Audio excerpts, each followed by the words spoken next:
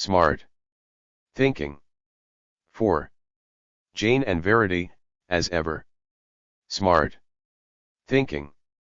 Skills for critical understanding and writing, 2nd edition. Matthew Allen. Contents. Preface to 1st edition 8. Preface to 2nd edition 9. How to use this book 11. 1. Smart thinking 1. What is smart thinking? 1. How do we study smart thinking? 5. Why do we need to think smart? 7. 2 Claims, the key elements of reasoning 9. Understanding language 10. More about claims 14.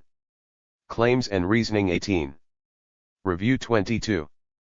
3 Linking, the key process in reasoning 25. Links between claims 26.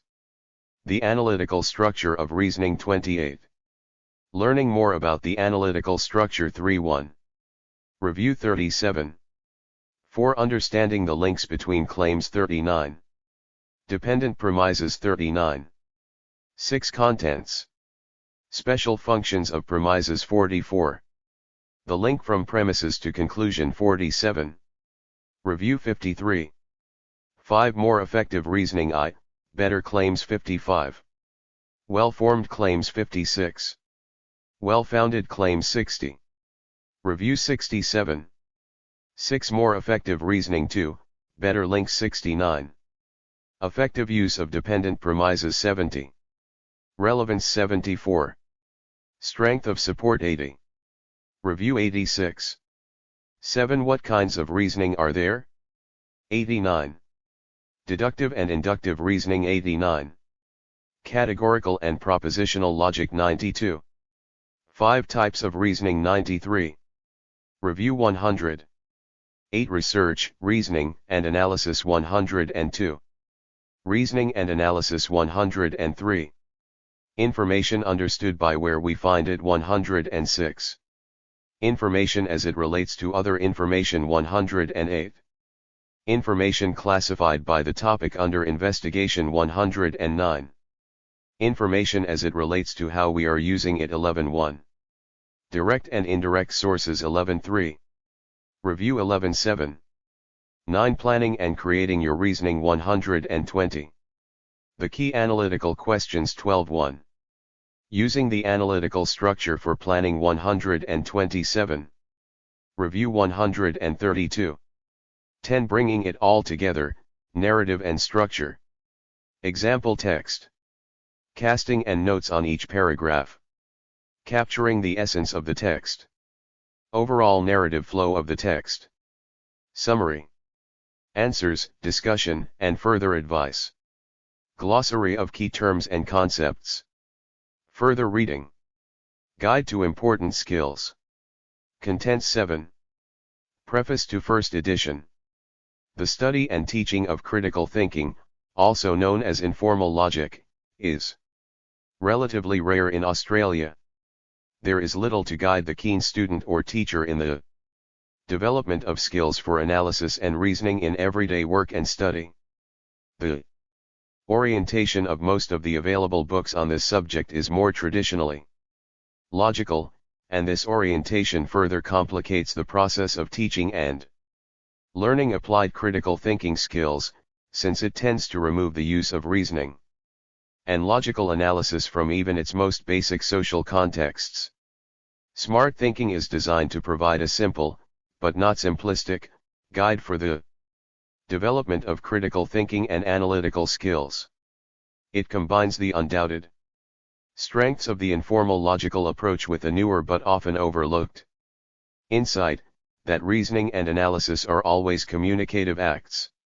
I would not pretend that one can easily resolve the epistemological tensions between, on the one hand, the commonly held commitments to objective judgment and truth that underpin logic as a mode of analysis and, on the other, the social relativism and intersubjectivity that a communicative theory approach demands. However, from a pragmatic point of view, there is considerable profit to be gained from letting these two distinct approaches jostle alongside one another. Moreover, for all my attempts to keep competing epistemological ideas to a minimum in smart thinking, the book cannot remain purely practical.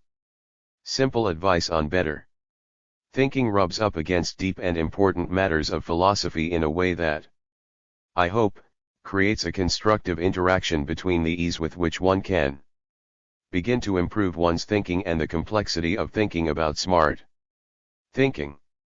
While I myself work theoretically within post-structuralist frameworks, smart thinking's bias towards communicative issues stems primarily from the very practical experiences I had in developing and teaching a critical thinking unit. Applied Reasoning 200, at Curtin University of Technology in Perth. On the basis of my experiences with many hundreds of students, I am confident in asserting that it is wrong to divorce analytical thinking from its communicative context. Outside the narrow confines of some academic disciplines, communication takes place on a 7i. Preface to first edition 9. Vast scale, with far too little critical analysis to support it. It is precisely at the junction between knowledge as something one knows and knowledge as a function of communication that most of us need assistance in sharpening up our thinking skills. My work in Applied Reasoning 200 has not only helped my own development as a critical thinker but has given me the opportunity to test ideas and approaches on a captive audience. So, my first debt of gratitude is to all the students who have, in so many ways, contributed to the writing of this book.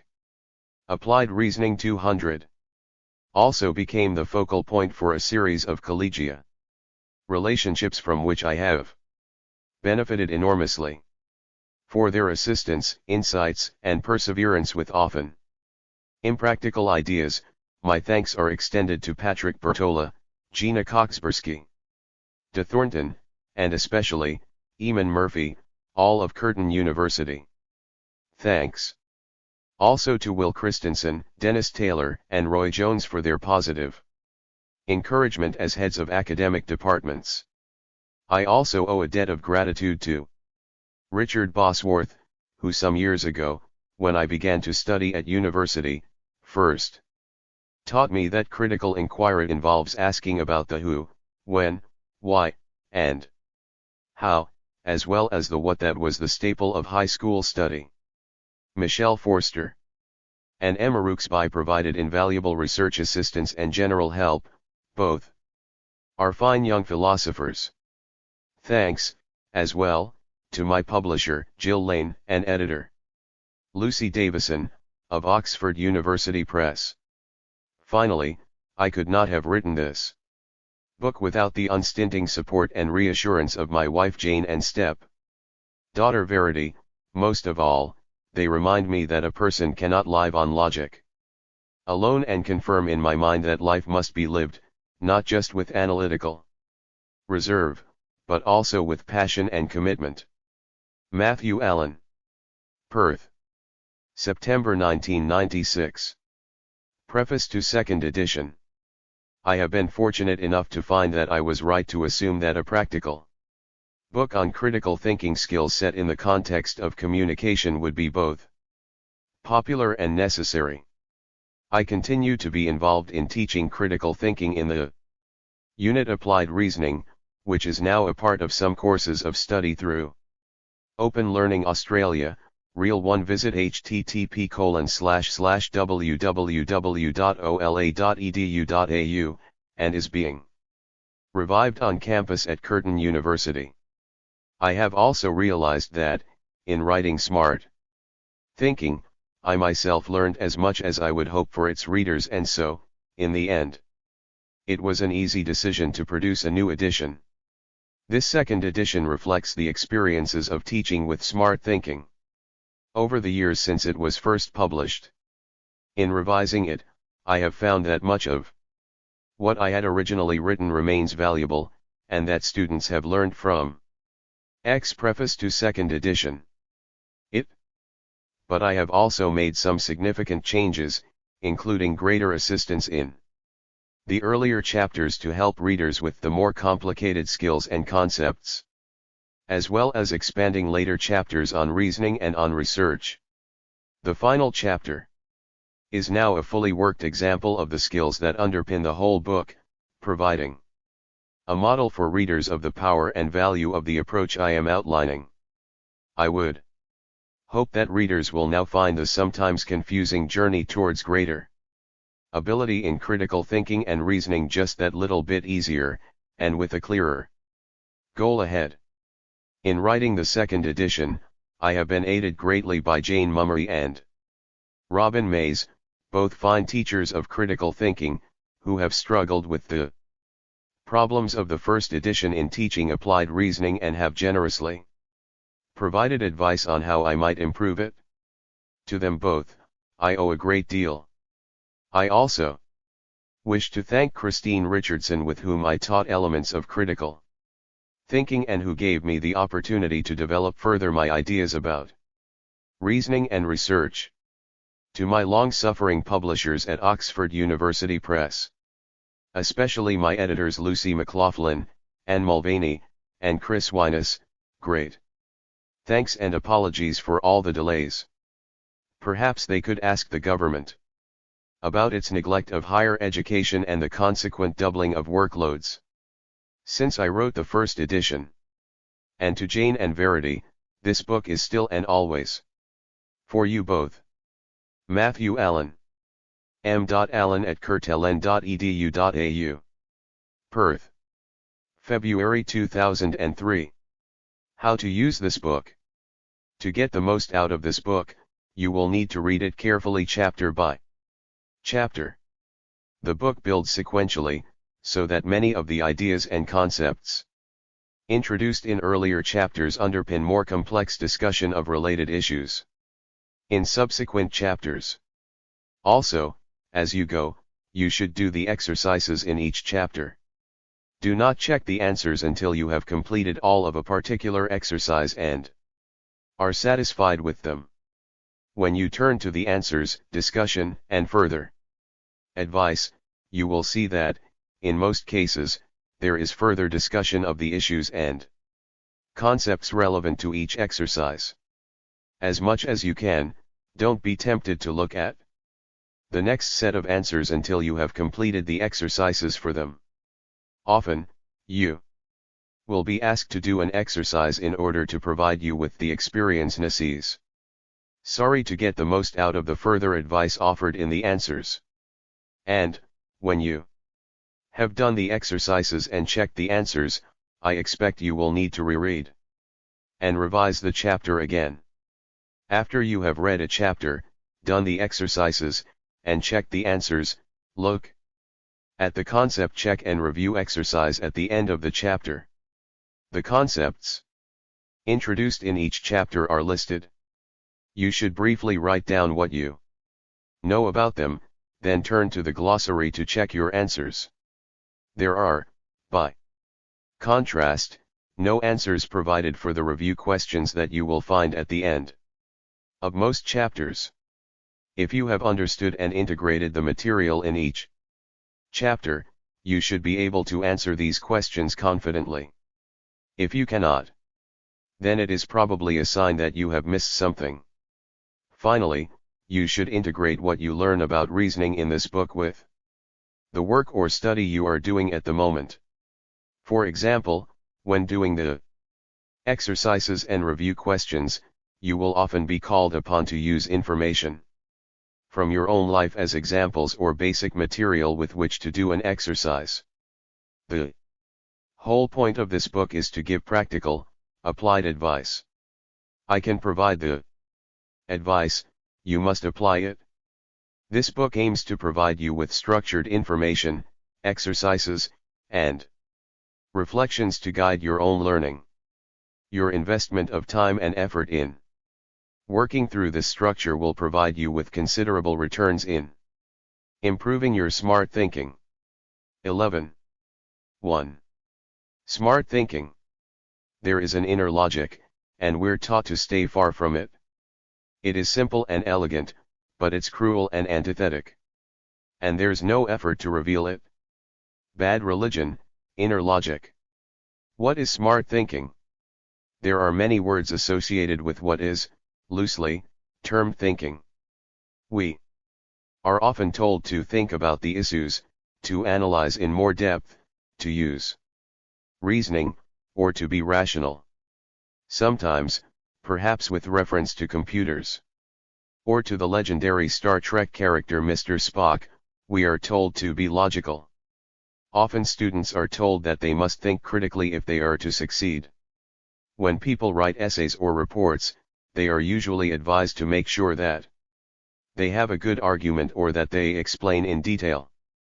But do students and lecturers really know what these words and phrases mean? Can we actually identify the key skills and underlying techniques that allow us to think better? The answer is yes. Smart thinking means knowing how to work out and express your main ideas. Plan your communication of ideas so that they can be clearly understood. Check to see if you have covered all the important parts of your topic. 1. 2. Smart thinking, skills for critical understanding and writing.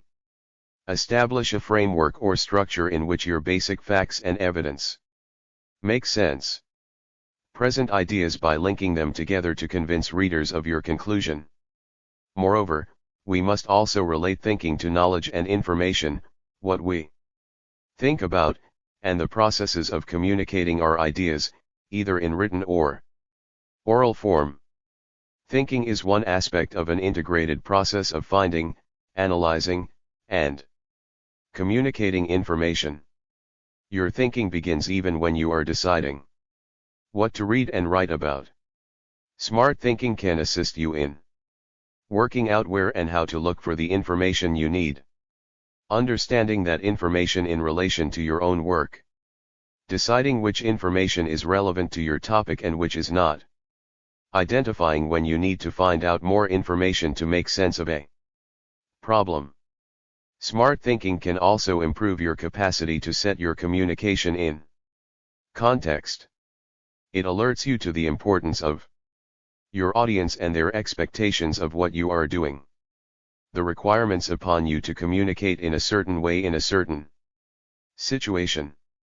Your own assumptions and biases, and the role of society in forming those biases, which will need to be considered and explored through your communication.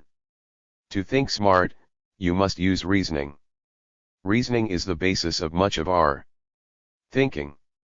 It is often described simply as the process of thinking through and communicating our reasons for holding certain views or conclusions.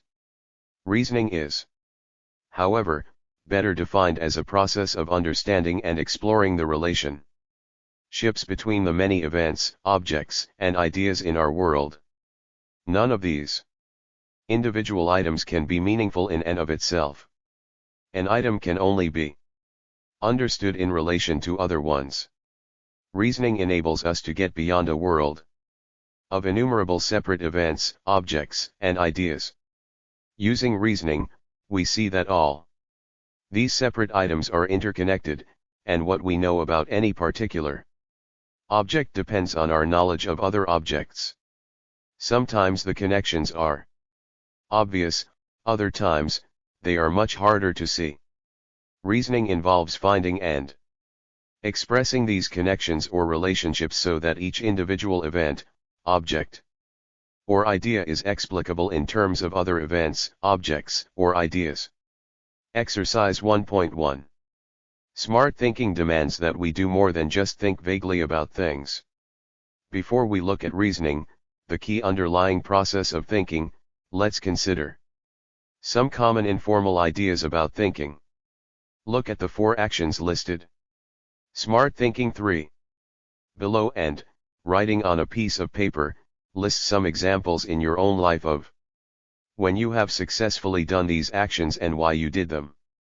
The answers contain more discussion of each one. 2. Ask questions, of ourselves and others. Seek out information. Make connections. Interpret and evaluate. Reasoning. Reasoning represents one of the great advances that human beings have made in their ability to understand and make sense of the world. It has been described as a complex weave of abilities that help you get someone else's point, explain a complicated idea, generate reasons for your viewpoints, evaluate the reasons given by others, decide what information to accept or reject, see the pros as well as the cons and so forth. 3. Yet it is also the case that reasoning does not come naturally but must be learned and can be improved. Let us begin with an easy example. Imagine you hold an apple in one hand and an orange in the other. Now, at first sight, these two objects appear to be completely different. Each would seem to be understandable only in its own terms, that is, in a way unique to each apple and each orange. However, we are better able to understand them and to communicate what we think about them when we start to make connections. Here are some examples. An apple is not an orange. An apple and an orange are similar, both are pieces of fruit. This apple will be, roughly speaking, the same as all the other apples I have eaten. If I eat this orange and I like the taste, then I can assume that generally I will like the taste of other oranges. You should eat this fruit because you are hungry. Obviously, this list makes only a few simple connections between the two particular pieces of fruit that we are considering. It also makes a few connections between the orange and the apple and other pieces of fruit generally, and the latter connections relate fruit to people. If we did not make these connections, then every time we ate an orange, for example, it would be a new experience. We would not be able to rely on past experience or on our experiences with other things, nor would we be able to make any predictions about future experience. Such a world might be interesting, as each morning you drank your orange juice and had a whole new experience, but it would also be extremely confusing. Moreover, if you think about a more complex example, say, deciding to study for a university degree, you can see that, without the ability to make connections between things, you would not be able to make 4. Smart thinking, skills for critical understanding and writing your decision in the way that all of us take for granted, by thinking. For example, a university degree will help me get a better job. When we start to make connections, we are able to know things of which we have no direct experience, and which may not yet have happened. Of course, since we live in a society in which reasoning is accepted as the main method of processing information, we already use reasoning, but we usually do not think about it. Often, we can feel reasonably certain about our knowledge because it is based on evidence of things that we do know about. For example, in the past, when driving down the freeway after work, I have found that there is usually a traffic jam. Because of the traffic jam, it always takes a long time to get home. So, today, because I need to get home quickly, I had better leave work earlier. The conclusion that I had better leave work earlier follows from the evidence or reasons given for it. We can say that it is a reasonable conclusion. Using reasoning requires us to look for and rely on structures of connections between separate things or events in the world. It also requires us to make an active effort to create these structures to make the connections that we cannot easily see. The two main kinds of relationships that underpin these structures are how things relate to one another, at any given moment, syntagmatic relationships such as an orange is a citrus fruit or citrus fruits are edible. How things relate to one another, over time, paradigmatic relationships such as eating too many oranges made me feel sick, or if I want vitamin C, then I should eat an orange. Working out the precise relationship requires attention to a number of patterns that might help us to see how one thing is linked to another.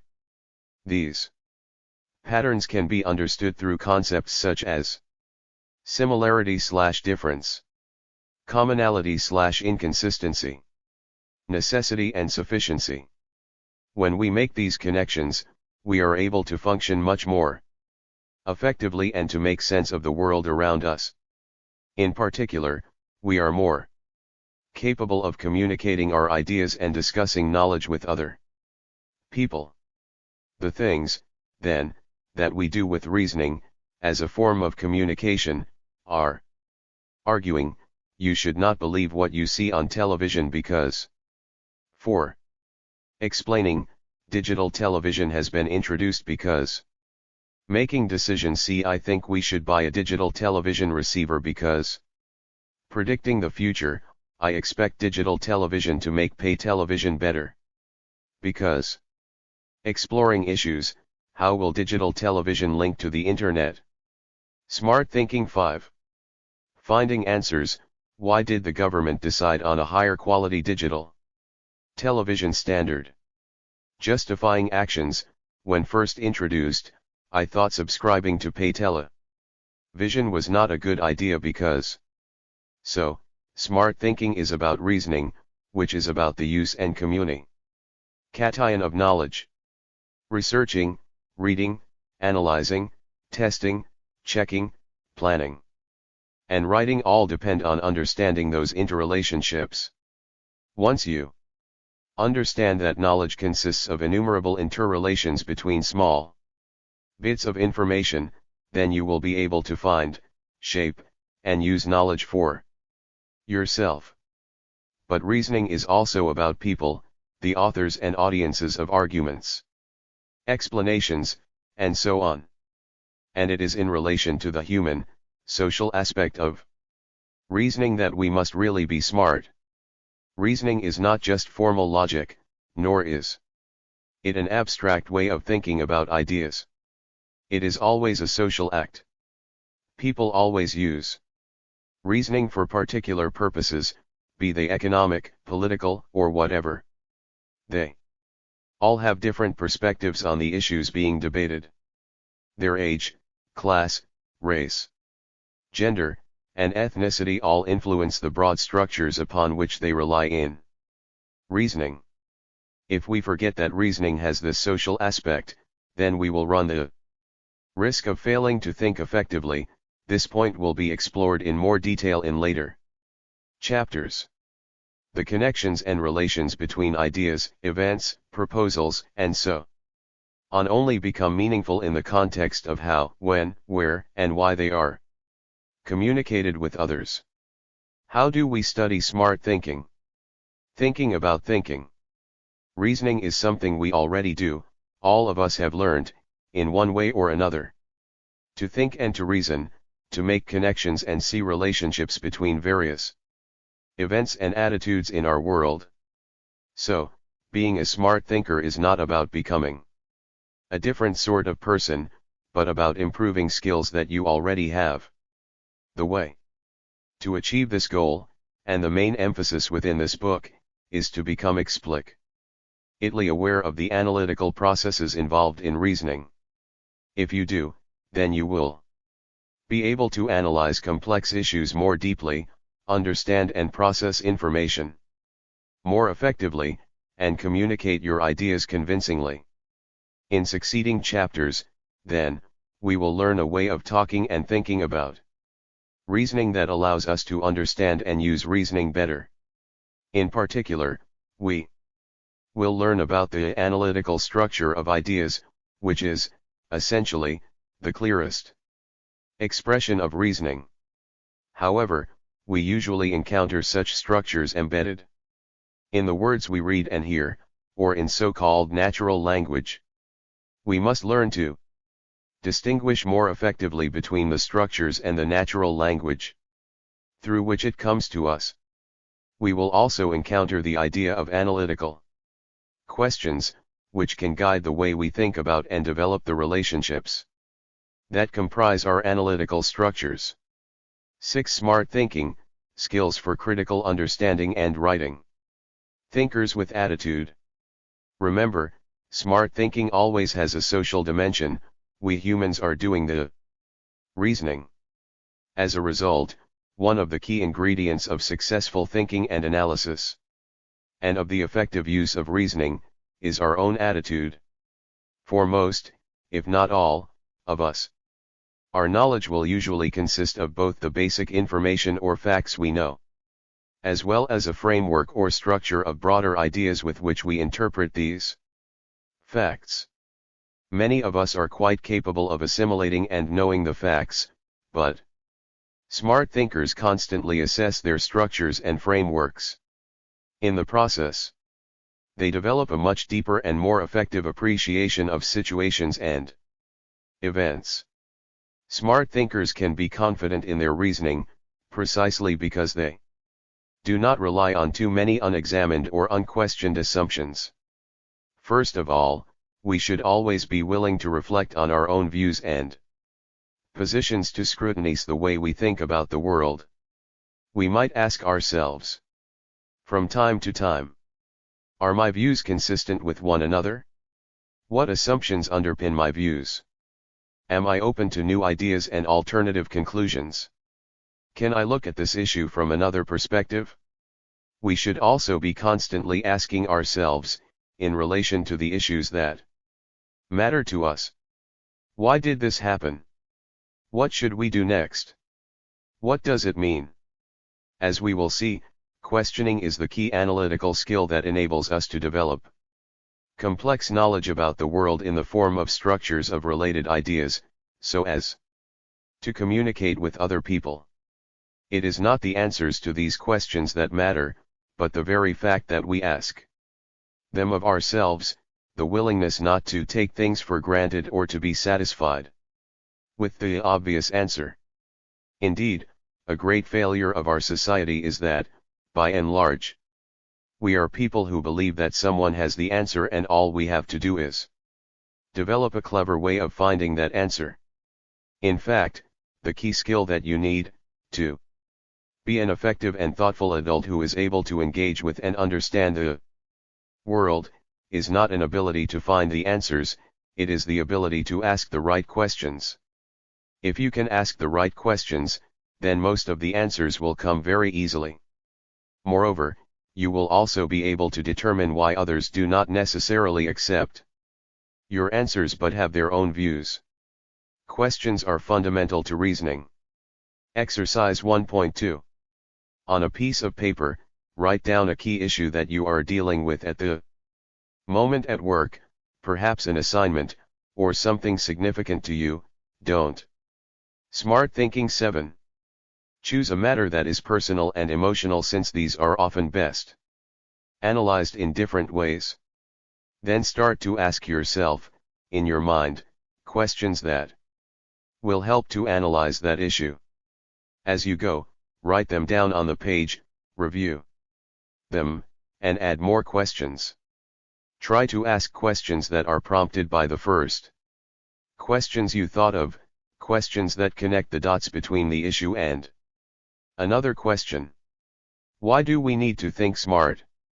Basically, unless we are smart thinkers, we cannot understand the world as well as we should, we cannot solve problems effectively and consistently, we cannot be successful in the areas of our life that concern information. Knowledge is the stuff of everyday life in the early 21st century. We are always being asked to find it out, develop it, communicate it, and think about it. Smart thinking improves the ways in which we can work with knowledge and information.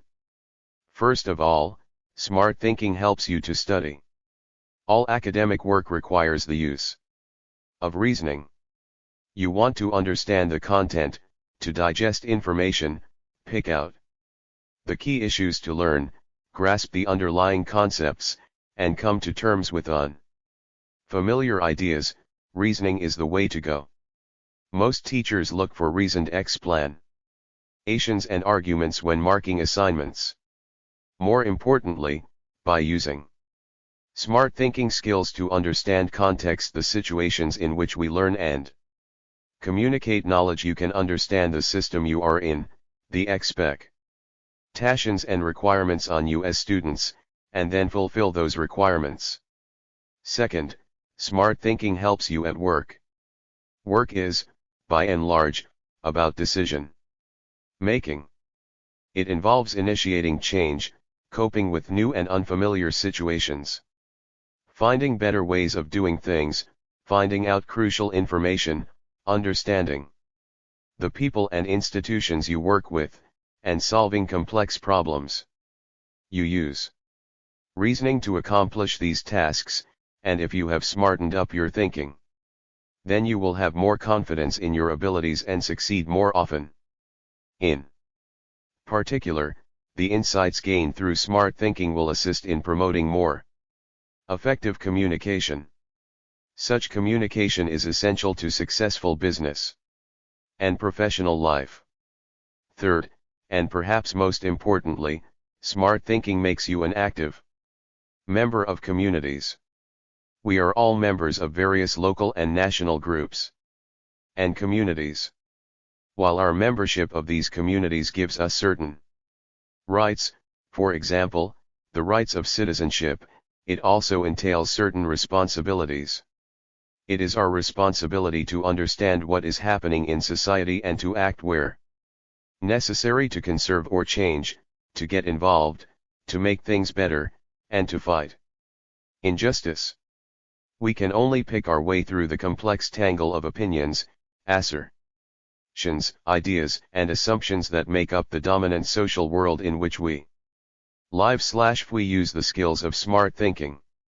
Otherwise we are just going to be swept along without any control over events, a situation that is unhelpful for us as individuals but worse for the overall community, to which we owe the responsibilities that come with our rights.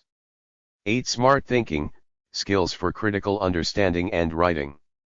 Moreover, as the neo-punk band Bad Religion sing, there is an inner logic to the events that surround and involve us, and, very often, we are taught to stay far from it. We often think that the best way to live our lives is to stay out of the way. As the song Inner Logic continues, don't ask questions, don't promote demonstration/don't look for new consensus/don't stray from constitution. There are two equally undesirable extremes in this refusal to think things through. At one extreme, staying away from the logic means putting too much faith in so-called scientific, objective knowledge, which appears as if it can never be questioned. At the other extreme, we shy away from complexity by putting too much reliance on individual relativism, in which each person's opinion is thought to be as good as anyone else's. We should never assume that there can be only one right view.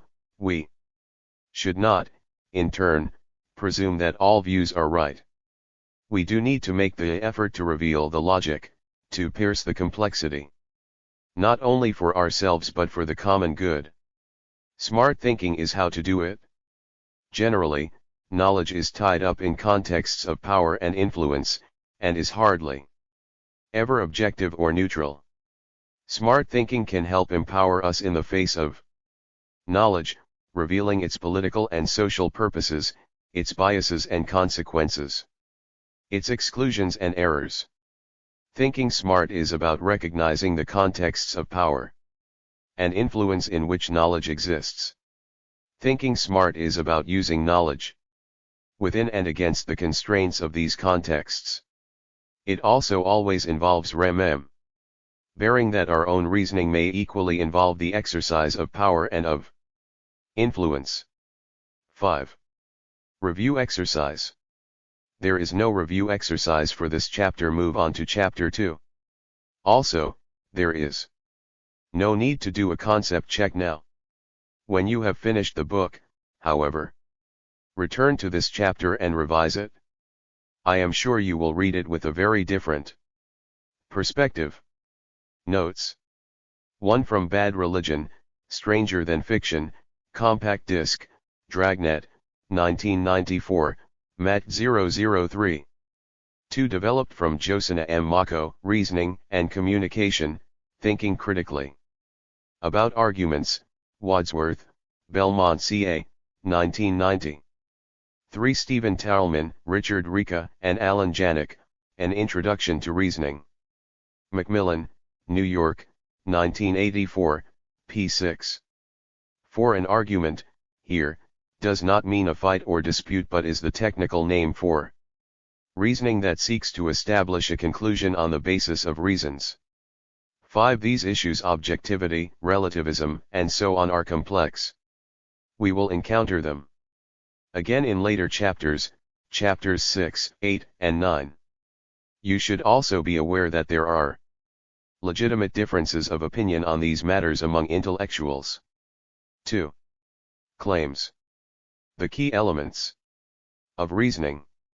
This chapter begins our in-depth exploration of how to use reasoning more effectively in order to make us smart thinkers. As suggested in Chapter 1. Learning to use reasoning better requires that we be more aware of what we are already doing. We need to learn some basic terms and concepts with which to talk and think about reasoning. The aim of this chapter is to improve our awareness of how we are actually doing reasoning. The focus in this chapter is on claims. In the next chapter we look at the process of linking claims together to form reasoning. There are 3 main areas that we will cover in this chapter. 1. We will look at language, since reasoning is a way of manipulating and using words and statements. Language allows us to make claims about the world. Claims are the key component of reasoning.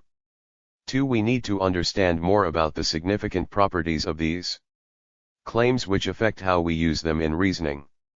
3. We see how claims function differently, as premises or as conclusions, depending on how we link them together. The conclusion is what you are arguing for or explaining. The premises are how you get to your conclusion. 10. Smart thinking, skills for critical understanding and writing. Understanding language. A basic look at language. Every time we argue or explain something, we use language regardless of whether we are thinking to ourselves or communicating with others. As children, we learn to use language so naturally that we tend to take its use for granted. In fact, there are many subtleties and complexities in language. Knowing something about these can help our reasoning by giving us more conscious control over the material language with which we are reasoning. There are 4 distinct levels of language use that build together to create language as we know it. The first level is a word, for example, student, or reasoning, which is the basic unit of language. Words have meanings, usually more than one, and often multiple meanings are denotative, that is, what the word explicitly says, or connotative, the more subtle, hidden meanings of words. We will see, through this book, that definitions of words are important, but, for the moment, we are just interested in words insofar as they can form statements. When we put some words together, we get the second level of language, a statement, such as there are several hundred students who have studied smart thinking at Curtin University. We probably think of statements as being the same things as sentences, but they are not. In the following example we can see how one sentence can be made up of more than one statement. We use reasoning every day of our lives, but most of us have no formal training, and the more practice and the more training, the better we will be at it. The first statement is we use reasoning every day of our lives. The next is most of us have no formal training in reasoning. The third is the more practice and the more training, the better we will be at it. Reasoning. The third level of language use is the text, which is made up of any group of statements, such as the sentence above. Now, usually, the texts we encounter are much longer than just a few statements. For example, this book is a text, as is a newspaper article.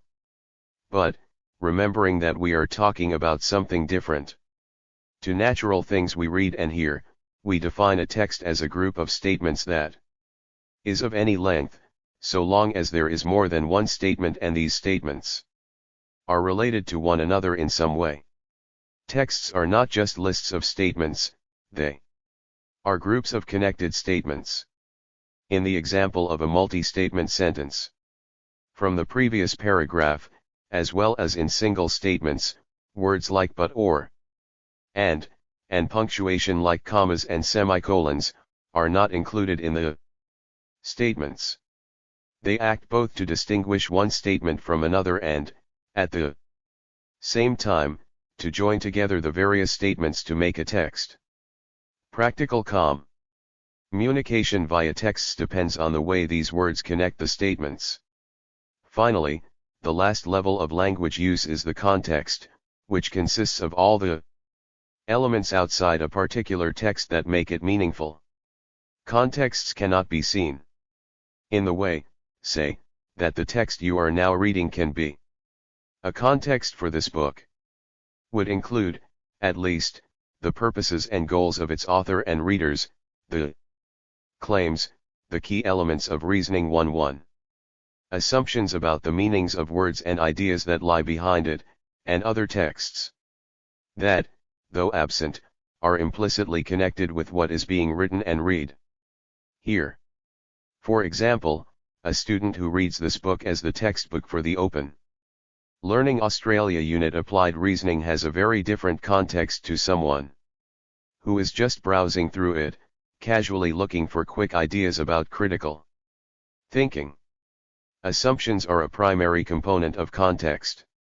Assumptions are those ideas or values that we take for granted and do not question.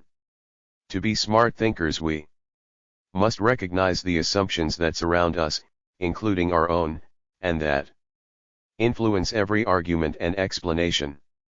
Reasoning involves making connections between our ideas about the world, expressing them as linked claims, and constructing a text to express that knowledge. Obviously, this reasoning is a conscious process, but it also draws upon a background of implicit or assumed connections and structures. As we grow up and learn about our environment, from parents, school, and so on, all sorts of connections are made for us and become embedded in our minds, so that we do not even realize we are relying on these structures when we think. For example, in the 19th century, Australian children were often warned that the black bogeyman would get them if they were naughty. This apparently mild threat created an association in children's minds between blacks, Indigenous Australians, and something dangerous. Is it any wonder, then, that when these children grew into adults they continued to act and think about Indigenous Australians in extremely racist ways? What makes assumptions dangerous is not their content. Unlike the previous example, the content of assumptions may actually be correct, but rather, that they are not consciously considered and tested to see if they are correct. What matters first is to be conscious of the assumption so we can ask, is this true? Smart thinkers must be capable of understanding how each of these four levels of language use relates to one another, and of how to write good statements, link them together to make a text, and consider the contextual factors that bear upon their text. Statements that are claims. Our central focus for the moment is on a particular type of statement, the claim. Here are two examples of claims. Prior to the war on Iraq in 2003, more Australians opposed the war than supported it. John Howard, Australian Prime Minister in 2003, determined that Australian military forces should be deployed to participate in the war on Iraq. 12 Smart thinking, skills for critical understanding and writing. Although these statements differ in what they say, each is a claim. More precisely, they claim to represent truly something real about the world. We could test each claim to see if it is true or not, or at least get a clearer idea of whether or not we can accept it as true.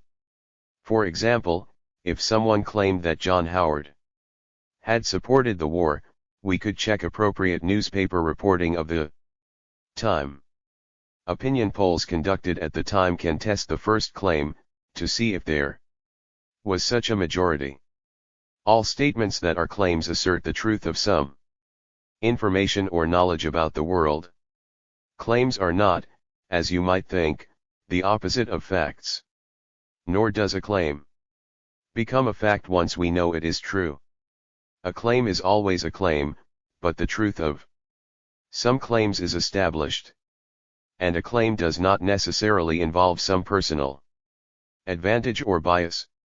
Although in everyday speech we often use the word claim to try to distinguish between statements whose truth is suspect or that are biased and those statements, called facts, whose truth is established and that are unbiased. These distinctions are dangerously misleading. All the statements that we think of as facts are, actually, claims. They are so widely and clearly accepted as true that they seem different from claims that are not accepted. Put simply, claims are those statements that express beliefs or views about the way the world is or the way the world should be. Whether they are true or not is, of course, important, but it does not determine whether or not they are claims. The reasonableness of claims, what we think of as truth, does not change their status as claim or non-claim, but it does help us to decide what to do with claims in our reasoning, as we will see. To emphasize this point, here are 3 statements that are not claims. Do you think Australia should continue to support all American foreign policy decisions concerning Iraq? Tell me immediately what you think about Australia's war on Iraq. G-Day. None of these statements expresses a view about the way the world is or should be, and hence they are not claims. The first asks for information, a question, 1. The second demands that a person do something, an order, and the third is an exclamation. Note how we do not say G-Day to claim that this day is a good day. We say G-Day as a greeting, as a ritual use of language to begin a conversation. Similarly, orders and questions are ways of initiating or concluding communication. A few statements may fall somewhere between the two groups, claims and non-claims, because they might be interpreted differently in different contexts. But generally speaking, all statements can be seen as one or the other. We cannot tell just from the written or spoken expression of a statement whether or not it is a claim. Rather, we must look at the defining property of a claim, that it asserts something to be true. 2. To distinguish a claim from other sorts of statements, we simply need to consider whether it is possible to ask, is this statement true or false? A claim need not actually be true, it need not be false. It just has to be possible to ask if the claim could be true or false. Consider the following 3 statements. Which of them do you think are claims? Claims, the key elements of reasoning 1-3. Is the world round or flat? The world is round. The world is flat. The first statement is not a claim. We cannot ask is it true or false to say is the world round or flat. But it is possible to ask is it true or false to say the world is round. Similarly, we can ask is it true or false to say the world is flat. Hence the second and third statements are both claims, even though one is true and one is false. Claims are about the possibility of truth or falsehood, not about whether a claim really is true or not. Exercise 2.1. Decide which of these statements are claims and which are not. Then write 3 examples of your own of statements that are claims and 3 examples of statements that are not. A. Why did you do that? B. There is a yellow marble on the table. C. Get out of here. D. Somewhere over the rainbow. E. We should always pay our taxes on time. F. Cheese is made from milk. Claims as elements of reasoning. Effective thinking skills can be elusive. Reasoning has a structure and content that can be hard to control, as an author, and hard to discern, as a reader, when it is expressed in normal English, so-called natural language. We tend to assume that claims are indistinguishable from their particular forms of expression, and it may be hard to grasp just what claims do within reasoning unless we shake them loose from their normal modes of expression. Claims may be expressed in natural language. However, claims are better understood as elements of reasoning, the basic units of analysis in our arguments and explanations.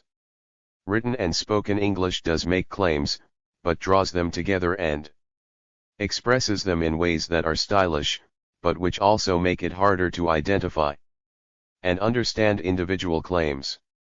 In particular, sentences, which assist in making English easy to write and read, can obscure the more analytical function of the statements that these sentences express. Look, for example, at the following. Many Australians favour making the nation a republic. However, it is unclear just how many Australians there are in favour of this, and until we know and are sure that a very large majority of Australians want a republic, we should not move too quickly to implement this change.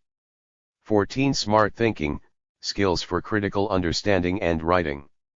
How do we identify the claims? In the first sentence, there is just one claim. In the second sentence, though, there are two claims.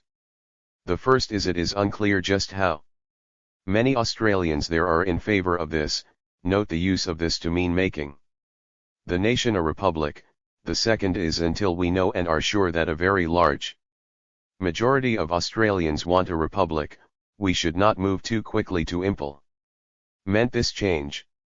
Note how tricky the process of identifying claims can be. In the second sentence, the first and indicates a break between two claims, but the word and is later used differently to combine know and are sure. Similarly, the comma after, however, in the second sentence indicates that a claim is starting, but later on, a comma proves to be part of a claim. Note, too, the use of pronouns such as this and it, which are used as substitutes for the actual nouns that claims contain. As another example of this distinction between language for expression and language for analysis, claims are sometimes expressed as questions. They appear as that special form of expression known as rhetorical questions, in which the answer to the question is presumed. For example, isn't it obvious that Australia should be a republic, is clearly different from do you think that Australia should be a republic? The first question, a rhetorical question, is simply a clever way of saying Australia should be a republic, whereas the second question genuinely seeks an answer. Hence, to understand fully how claims are used in reasoning, we need to be aware of the difference between making claims as part of writing or talking, and making claims as part of the process of reasoning. Often, the claims we make in each context will be similar, but we cannot rely on it. Natural language, when properly put together in a narrative sequence, is an excellent tool for expressing our arguments and explanations. A danger, however, is that the requirement for proper, readable expression can confuse and mislead the unwary about the analytical units, claims, and structures. Connections between claims, which, actually, constitute the reasoning. Exercise 2.2. Identify the claims in the following sentences. Then write 3 sentences of your own, each of which expresses a number of claims in various different ways. A. All that glitters is gold, and this nugget glitters. B. Isn't it obvious that this song is called Diamonds Are a Girl's Best Friend? See silver jewelry is very common because silver is a cheap metal and it is easily worked. More about claims. Connections within claims. A claim provides an internal connection between at least two ideas. For example, the claim that Australia should become a republic provides an internal connection between, roughly speaking, Australia and republic. Similarly, Australia should. Claims, the key elements of reasoning 15. Not become a republic also makes this connection, although the meaning of that claim is completely different. The technical, grammatical names for the two components within a claim are the subject and the predicate of the statement. Roughly speaking, the subject is the main focus of the claim, and the predicate is some property or consequence of, or notable point about, that subject, and the way the claim is made is to identify through the verb the link between the subject and the predicate. Hence reasoning is a skill uses the verb is to assert that reasoning is a member of the larger set of things we know about called skills. As another example, reading this book on critical thinking is no use if you are not practicing critical thinking exercises is also a claim with a more complicated link between the subject reading this book on critical thinking, and a predicate not practicing critical thinking. Exercise 2.3. Identify the subject and the predicate in the following statements. A. Drinking milk makes some people feel sick. B. I do not drink milk. C. Milk drinking is not recommended for people who are lactose intolerant. This property of a claim, an internal connection between two or more ideas, is fundamental. The internal connection underpins the external links between claims that are necessary in reasoning. While reasoning does not consist simply of one claim, it does occur when you take a number of claims and, by varying the pattern of interconnections, produce a link from the first interconnection to the next. Here is a simple example. We will be doing much more on this concept in later chapters. Reasoning is a skill. Skills can be improved by practice. The book Smart Thinking gives you a chance to practice reasoning. Reading Smart Thinking and doing the exercises will improve your reasoning. See how the same ideas get used, but in a different order? These claims, because they share the same ideas even though in some the idea is the subject and in others it is the predicate, are well on the way to being used for reasoning. So, to reason, we always need more than one claim, all linked together in some way. It is this internal connection within a single claim that allows these external links to be made. Claims that include claims. One example of the importance of grasping this process of internal connection is provided by a special kind of claim in which an entire claim serves as one element of another claim. We find two main uses of this kind of claim formation. First, there are claims such as George W. Bush said that Saddam Hussein was an evil dictator. In this claim, what is being asserted is that George W. Bush has said those 16 smart thinking skills for critical understanding and writing words, and not that Hussein was such a person. The claim Saddam Hussein was an evil dictator here serves as the predicate to the subject George W. Bush, connected with the word said. Thus, if we were to assess the truth of the claim, it would do no good to see whether or not Hussein was a dictator or evil, even though we probably could find much evidence to support that point, because the claim is about what Bush said. These claims, which are essentially concerned with what others have already claimed, are vital. We often wish to reason about another's point of view and thus must understand how to make claims about that person and their words. A second and even more important use for claims within claims can be found in claims that use propositional logic, that is, claims taking the if, then form. So common in contemporary philosophy and computer programming. Such a claim is, for example, if I am unwell, then I should go to the doctor. Now it might look as though there are two claims here, and, indeed, there are. However, by placing two claims in an if/then relationship, each claim becomes a subsidiary part of a single, much more powerful claim. What is actually being asserted in the if/then claim is not the substance of one or the other claim but, rather, the relationship between them. Hence, if I am unwell, then I should go to the doctor asserts that it is reasonable to do something, go to the doctor, when a particular state of affairs, feeling unwell, occurs. We will see the importance of these special if/then claims in Chapter 3. Exercise 2.4. Identify the claims within a claim here, remembering that an entire claim can serve as either predicate or subject. A. I have been told by my doctor that drinking milk makes some people feel sick. B. If I drink milk, then I feel sick. C. If a person comes to a doctor and says if I drink milk, then I feel sick, then the doctor will diagnose that person as lactose intolerant. Scope and certainty. A statement that makes a claim about the world allows us to judge the truth or falsity of that statement. In making this judgment, we need to consider the scope of the claim. For example, each of these claims has a different scope. All Australians think global terrorism threatens this country. Some Australians think global terrorism threatens this country. A few Australians think global terrorism threatens this country. The claims are very similar, except in their reporting of the number of Australians who believe global terrorism threatens their country.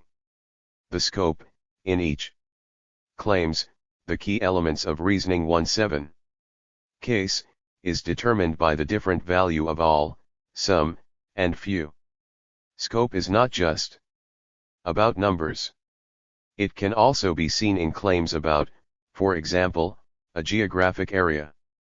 Most of Western Australia is uninhabited, or time, for much of its history. Australia was not populated by white people. Certainty is another characteristic of all claims. Whether explicitly stated or not, claims include a judgment about the likelihood or probability that what they are claiming is true, or will become true. There is a high probability that Australia will suffer a major terrorist attack in the next decade. There is some chance that Australia will suffer a major terrorist attack in the next decade. There is virtually no chance that Australia will suffer a major terrorist attack in the next decade. In each case, the claims are saying something about Australia and terrorism. They differ only in their explicit statement of the probability that the substance of the claim will come true. Understanding how to include proper indications of scope and certainty in the claims you write, or to recognize them in other people's work, is crucial to being an effective reasoner. Remember, scope and certainty are tied in with the idea that claims are asserting the truth of something. If you limit or qualify your claims by appropriately indicating scope and certainty, then you are thinking more clearly and therefore can write better claims. Exercise 2.5. Identify the two components that are internally linked within each of the following claims. Then rank claims AC in order of scope, from widest to narrowest, and claims DF in order of certainty, from most certain to least certain. In each case, identify the word or words that lead you to your judgment. Then write a list of some of the other words that can be used to indicate the scope and certainty of a claim. A. Sometimes, when I drink milk, I feel sick. B. Whenever I eat cheese before sleeping, I have dreams.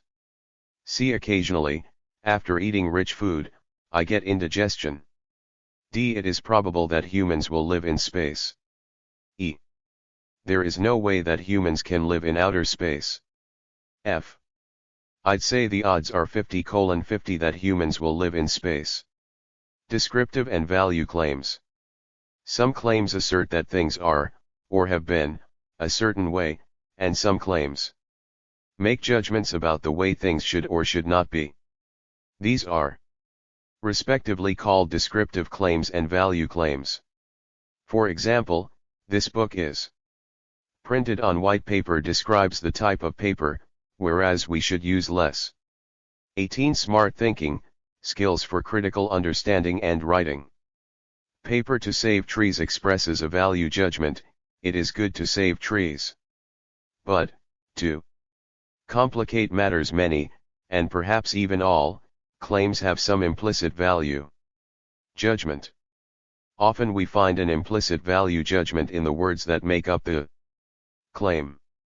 For example, this book is comprehensive implies some positive value judgment, whereas this book provides only an outline of reasoning techniques.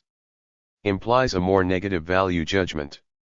So, really, there are two main sorts of value claims, those that explicitly declare a value judgment, and those whose value judgment is hidden in the choice of words. There are also some claims that can legitimately be called descriptive claims. Yet, even then, claims are almost always found in combination with other claims. So, if there is one value claim among a series of claims, then all of them tend to create an implied value judgment. Here we can see that the context in which we find a claim, the purposes and processes by which a text, containing many linked claims, is produced and received plays a very significant role. Claims that appear to their author as descriptive may, in the context provided by their readers, suddenly acquire value judgments. Hence, judgments of value can rarely be made solely on the basis of one claim, they depend on the other claims with which the claim is linked, the text, and the circumstances in which that text is presented, the context. Being alert to the value judgments that you read and make is a skilled, smart thinking attribute. Exercise 2.6. Decide which of these four claims are explicit value claims and which are implicit value claims that appear to be descriptive claims. You may also decide that some of the claims are purely descriptive and contain no value judgments. Then write 3 claims of your own, one of which is explicitly a value claim, one of which has a clear implied value judgment, and one of which is, in your opinion, clearly descriptive. A. Fatty foods are bad for you. B. Regular cow's milk contains fat. C. You should drink milk each day. D. Regular cow's milk is a white liquid. Claims and reasoning. Using claims as conclusions and premises. We know that reasoning is, put simply, giving reasons for one's views. We reason, therefore, by linking claims together to form a text in which most of the linked claims provide a reason or reasons for accepting another claim, or the linked claims explain why another claim can be made. For example, if I said Australia should become a republic, it would only be natural for you to ask why, which would prompt me to give you a reason, that Australia's economic relationship with Asia. Claims, the key elements of reasoning 1.9, would be strengthened if Australia declared its final independence from its European origins by becoming a republic. The claims that act as reasons are premises, and the claim that is being supported or explained is the conclusion. When reasoning, we will always be dealing with at least two claims, the claim we want people to accept and the claim we are using to support the first claim. Almost always there are a number of premises supporting one conclusion, but the minimum requirement is one premise and one conclusion. A fundamental skill in reasoning is to be able to identify, in our own and in others' work, those claims that are serving as premises to support the claim that is acting as a conclusion. Thus we need to understand how claims can be used as conclusions and premises. To do so, we must remember that, before we use them in reasoning, all premises and conclusions are the same thing, they are claims. There is nothing about a claim on its own that makes it a conclusion or a premise. Until we decide, in our reasoning, that claim Z will be the conclusion and claims X and Y will be the premises, X, Y, and Z are all just claims. They only become premises and conclusion through the act of linking them together, as in because of X and Y, my conclusion is Z. The difference between premises and conclusions is not dependent on any essential qualities of the claims, it is, instead, a functional difference. Whether a claim is a conclusion or a premise depends on the function that the claim performs in any particular argument or explanation. What determines that function is the relationship between one claim and another. Let us use the following claims to demonstrate this point. Your car is dirty. You drove the car through some mud. You should wash your car.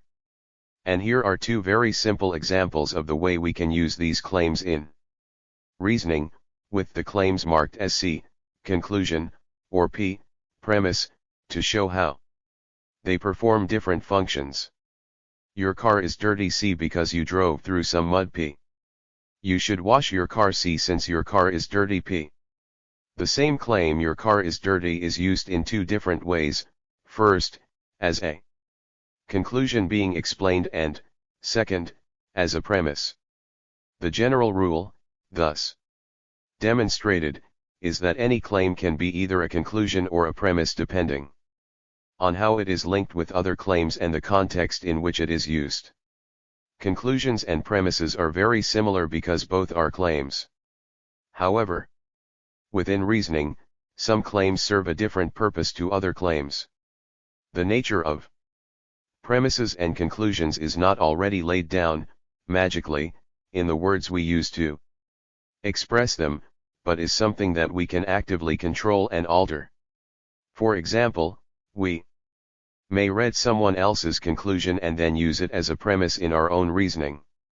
Or, we see that the premises of someone's argument need further explanation and, by using them as conclusions, proceed to give that explanation with our own premises. 3. 20 Smart Thinking, Skills for Critical Understanding and Writing. Exercise 2.7. Make up 4 short examples of reasoning using the following claims. Make sure that you practice using the same claim as the conclusion in one example and as a premise in another. The road is wet. You need to drive more carefully. You should pay attention to what you are doing. Verity has just come home soaking wet. There was a rainstorm a few minutes ago. More on conclusions. So, when we reason, we first of all have to decide which is the claim we are trying to argue for or explain.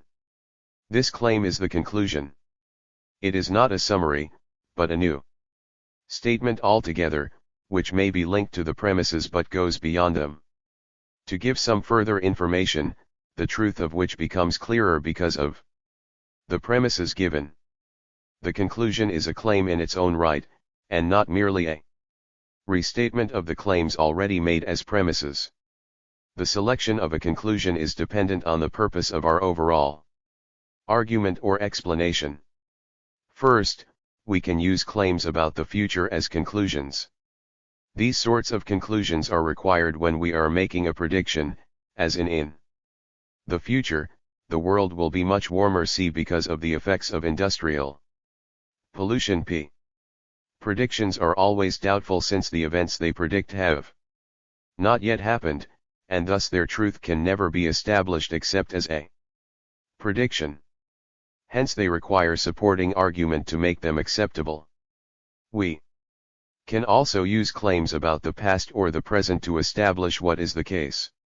Often, there are doubts about what has happened or is happening, for example, in a criminal investigation, an argument can be used to support our conclusions on these matters. Second, we can use as a conclusion any claim that makes an appeal for people, whether an individual or group, to act in a certain manner, as in the argument that we should reduce the production of carbon monoxide C because this action will reduce the rate of global warming P.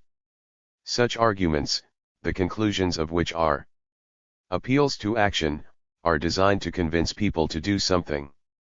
Sometimes the action required is for us to think differently, as in an argument that demands that you should not think highly of governments that are reluctant to stop global warming C. Since these governments are risking the future prosperity of all humanity P. 4. Conclusions such as those just discussed require arguments to convince audiences to accept them. In both cases, it is the conclusion that is in doubt. Remember that claims are statements that may or may not be true.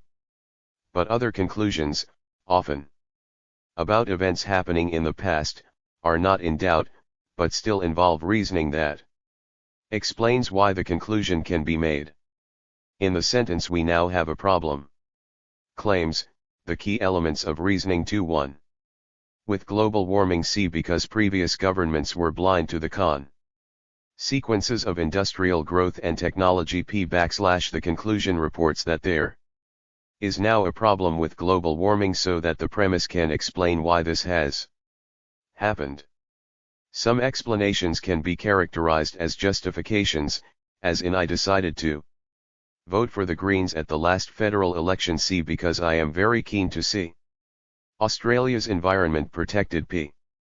In this example, the conclusion reports something that happened so that the writer can justify why they did it. Exercise 2.8. Try to work out what sort of conclusion is used in each of the following. Remember to think about the purpose that the conclusion is designed to fulfill. In each example, the conclusion is the second claim in the sentence. A. Since the bushfire threat is high in the next 3 months, we should improve our firefighting service. B. Since there has been no rain recently, I forecast that there will be a high bushfire threat this coming summer. C. Because the government failed to improve the fire services, the bushfires that occurred in 2001 were much harder to control than in previous years. D. The government has not done much to improve the firefighting service. Don't you think that it is inefficient? E.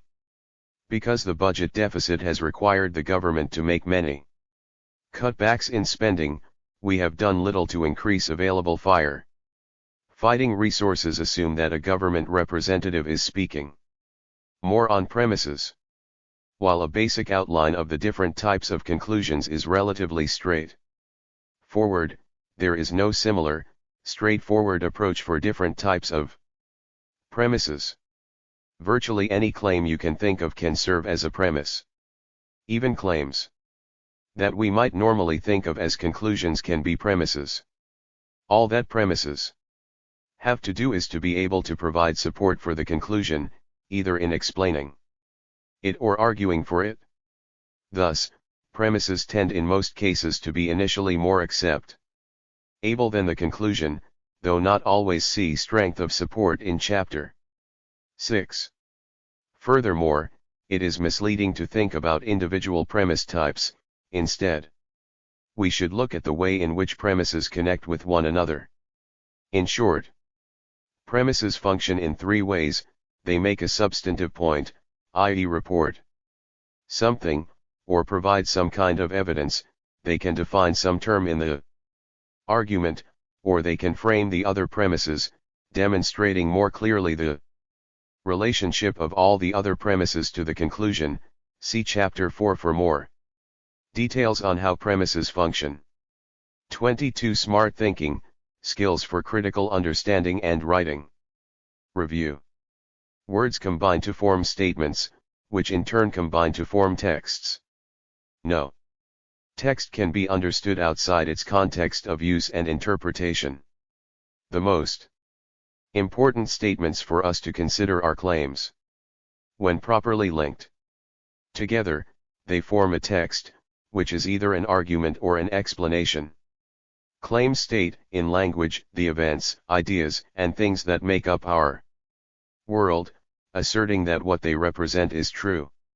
Claims are the key elements from which we build our arguments and explanations. The analytical function of claims is, however, often obscured by their mode of expression. By understanding what claims are and what their properties are, we can better understand how to use claims as premises and conclusions in our reasoning. Claims have three significant properties. First, a claim always contains an internal connection between two or more components. One or both of these components can be a claim in its own right, but functioning differently as an element within a claim. Second, claims always include some indication of scope and certainty, though often they are implied. Third, claims are either descriptive, what is, or are value judgments, what ought to be. Many claims appear to be descriptive but either contain implicit value judgments or become value-laden when read in combination with other claims. Claims are used as either premises or conclusions. The difference between them is determined by how we use them in any particular act of reasoning. Any claim can serve as a premise or conclusion.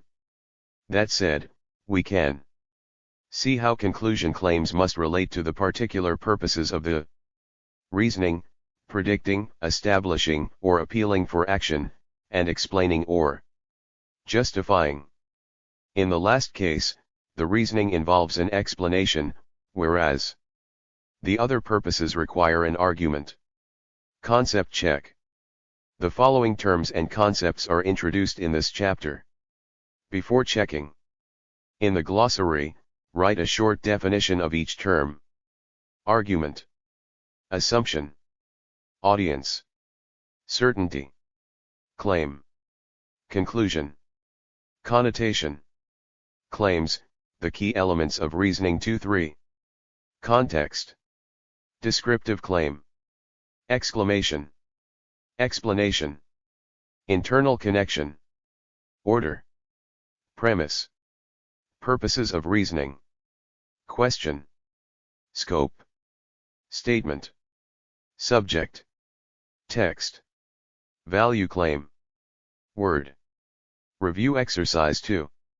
Answer briefly the following questions, giving, where possible, an example in your answer that is different from those used in this book. A. Is a statement the same as a sentence?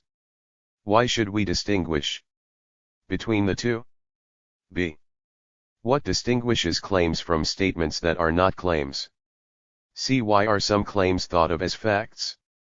D. What are the three crucial properties of claims? E. What is special about if/then claims? F. What is the difference between a premise and a conclusion? G. Are all conclusions the same? If not, why not? H. What determines the type of a particular premise? I. What happens to claims when we express them in natural language? Notes. 1. As we will see in Chapter 8, questions can also be thought of as potential claims or claims in question. Here, for example, the claim Australia should continue to support all American foreign policy decisions concerning Iraq has been put under scrutiny by turning it into a question. 24. Smart thinking, skills for critical understanding and writing. 2. There is considerable philosophical argument concerning the notion of truth. Some philosophers might wish to substitute words such as valid or sound in this test of a claim, but for the practical purposes of this book, truth will suffice. In particular, however, we should recognize that value claims, described a little later in this chapter, cannot really be true or false, but they can be judged in terms of whether or not they are reasonable. 3. We cannot simply interchange conclusions and premises as we like and still be confident of being correct. It would, for example, be incorrect to say that because you should wash your car is dirty. We need to think much more carefully about the relationships we are asserting to be true when we decide just what exactly our premises and conclusions are. For example, the following would be good reasoning: I know that. If you are told to wash your car, then it is more than likely that the car is dirty. I have just heard someone tell you to wash your car, therefore I can infer that your car is dirty. Otherwise that person would not have told you to wash it. We should note here, too, that giving premises to explain a known conclusion is contextually different from giving premises to establish by argument the soundness of an unknown or doubtful conclusion. The term conclusion here merely indicates the logical function of the claim we are explaining, and not its importance or significance. In an explanation, and from the point of view of our audience, our premises and how they explain the conclusion are more important than the conclusion itself. For because group and individual decisions carry with them the requirement that we be able to justify and explain our decisions to others, decision-making also involves reasoning. 3. Linking. The key process. In reasoning, claims are the basic material of reasoning, but they must be linked together if we are to argue and explain our points of view. We have already seen that claims that are linked to a conclusion by supporting it or explaining it are called premises. A conclusion, therefore, is a claim that is supported or explained. In this chapter we investigate this linking process in more detail. My principal goal, again, is to give you greater awareness of how you reason, in order to improve what you actually do. There are 4 main areas we will cover in this chapter. 1. We will examine natural language for the traces of this linking. Traces are the signals in natural language that we only half consciously use to develop our reasoning within a narrative flow format, what you normally read and write. 2. We will look at the process of linking analytically, introducing the idea that all important relationships between claims can be shown in a diagram. Combining the diagram with a list of claims provides a clear analytical structure format without the confusions of natural language. 3. To assist in understanding the analytical structure format, we will learn about casting the reasoning of others, as a useful exercise for skill development. 4. We consider in more detail what we need to know in order to be comfortable expressing our critical thoughts in such a format, including the way in which complex argument forms can be shown using a diagram. 26. Smart thinking, skills for critical understanding and writing. Links between claims. Evidence of the linking process. We can directly see claims in natural language, but linking, the process of reasoning, can only be inferred, indirectly. 1. In any argument or explanation in natural language we can find the evidence of this linking process in the words or phrases that show or signal how one claim relates to another. We have already come across these words. Remember these examples?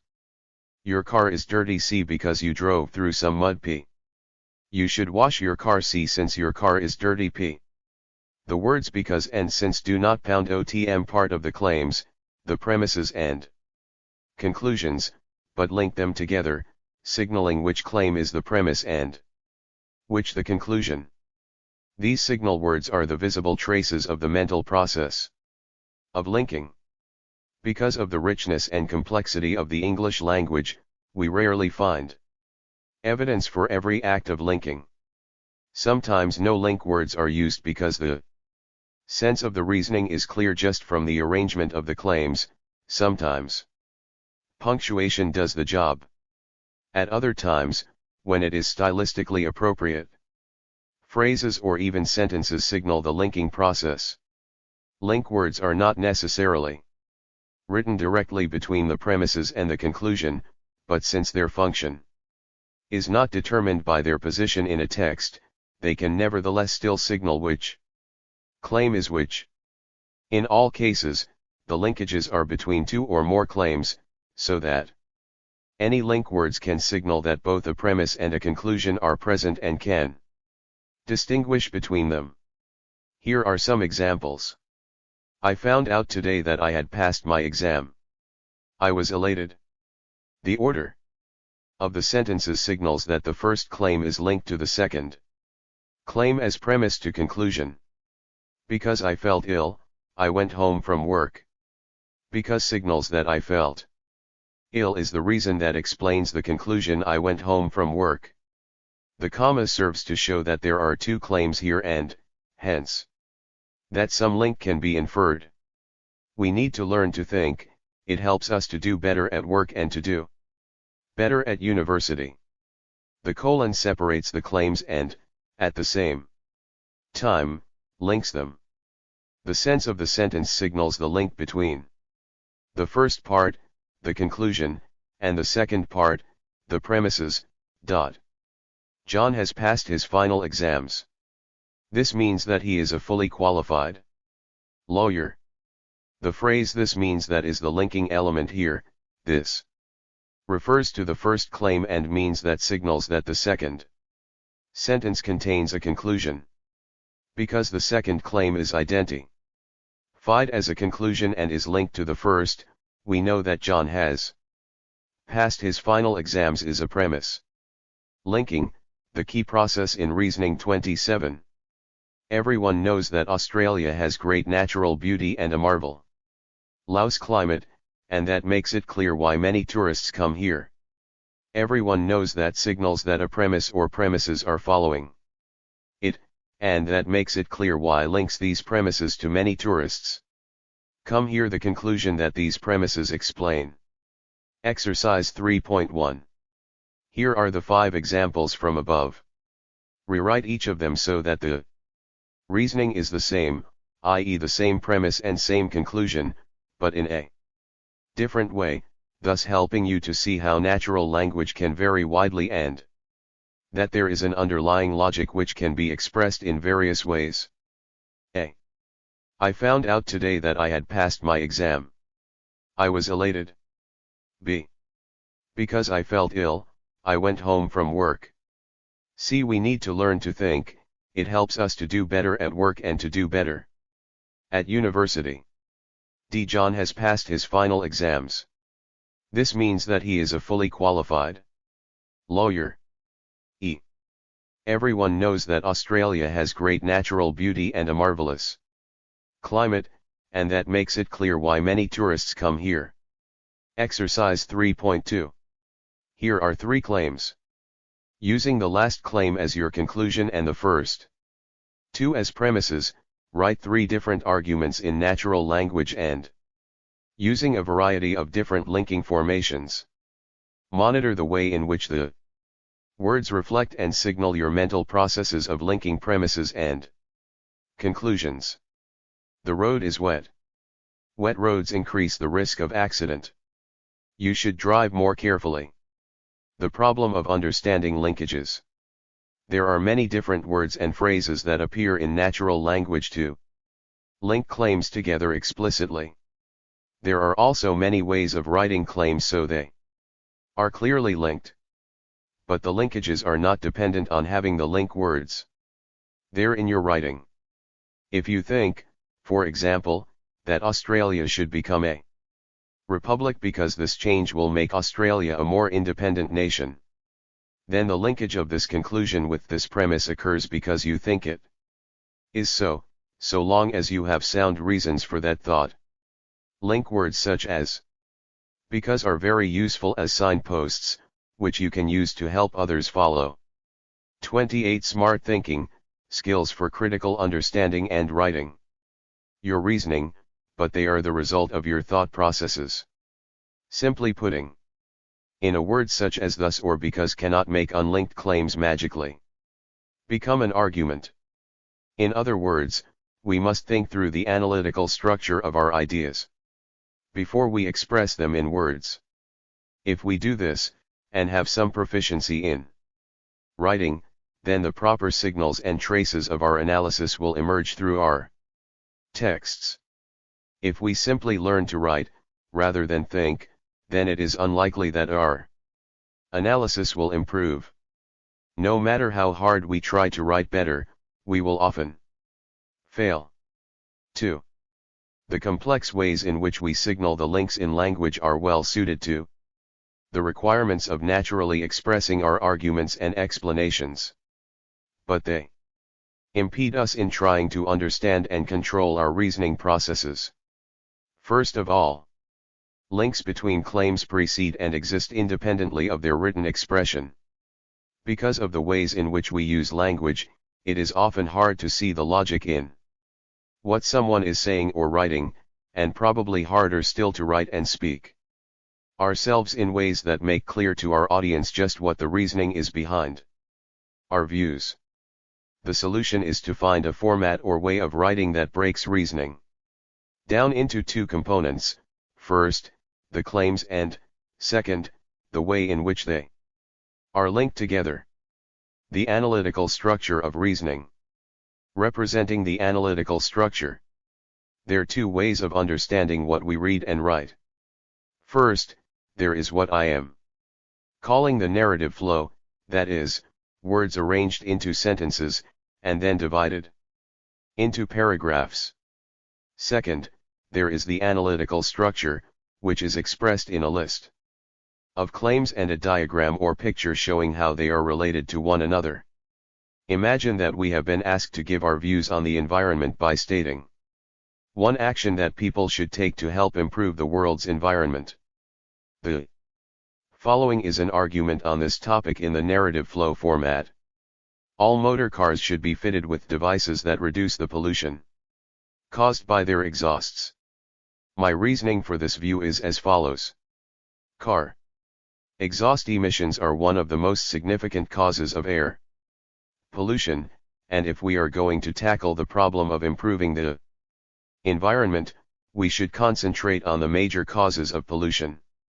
Also, it is relatively simple to fit the appropriate anti-pollution device, and will not cause dramatic social and economic upheavals in the way people live. But there is another way to express the argument, picking out the key claims and the links between them. 1. All motor cars should be fitted with devices that reduce the pollution caused by their exhausts. Linking, the key process in reasoning 29. 2. Car exhaust emissions are one of the most significant causes of air pollution. 3. If we are going to tackle the problem of improving the environment, we should concentrate on the major causes of pollution. 4. It is relatively simple to fit the appropriate anti-pollution device. 5. Fitting appropriate anti-pollution devices will not cause dramatic social and economic upheavals in the way people live. Copyright * copyright plus copyright plus copyright. Why? Copyright. Can you see how the two forms, narrative flow and analytic structure, say roughly the same thing? In the narrative flow, the linking phrase "my reasoning for" this view is as follows: signals that the following claims are premises for the conclusion before them. In the diagram, this connection is indicated by the arrow symbol -1 connecting claims 2 to 5 with claim 1.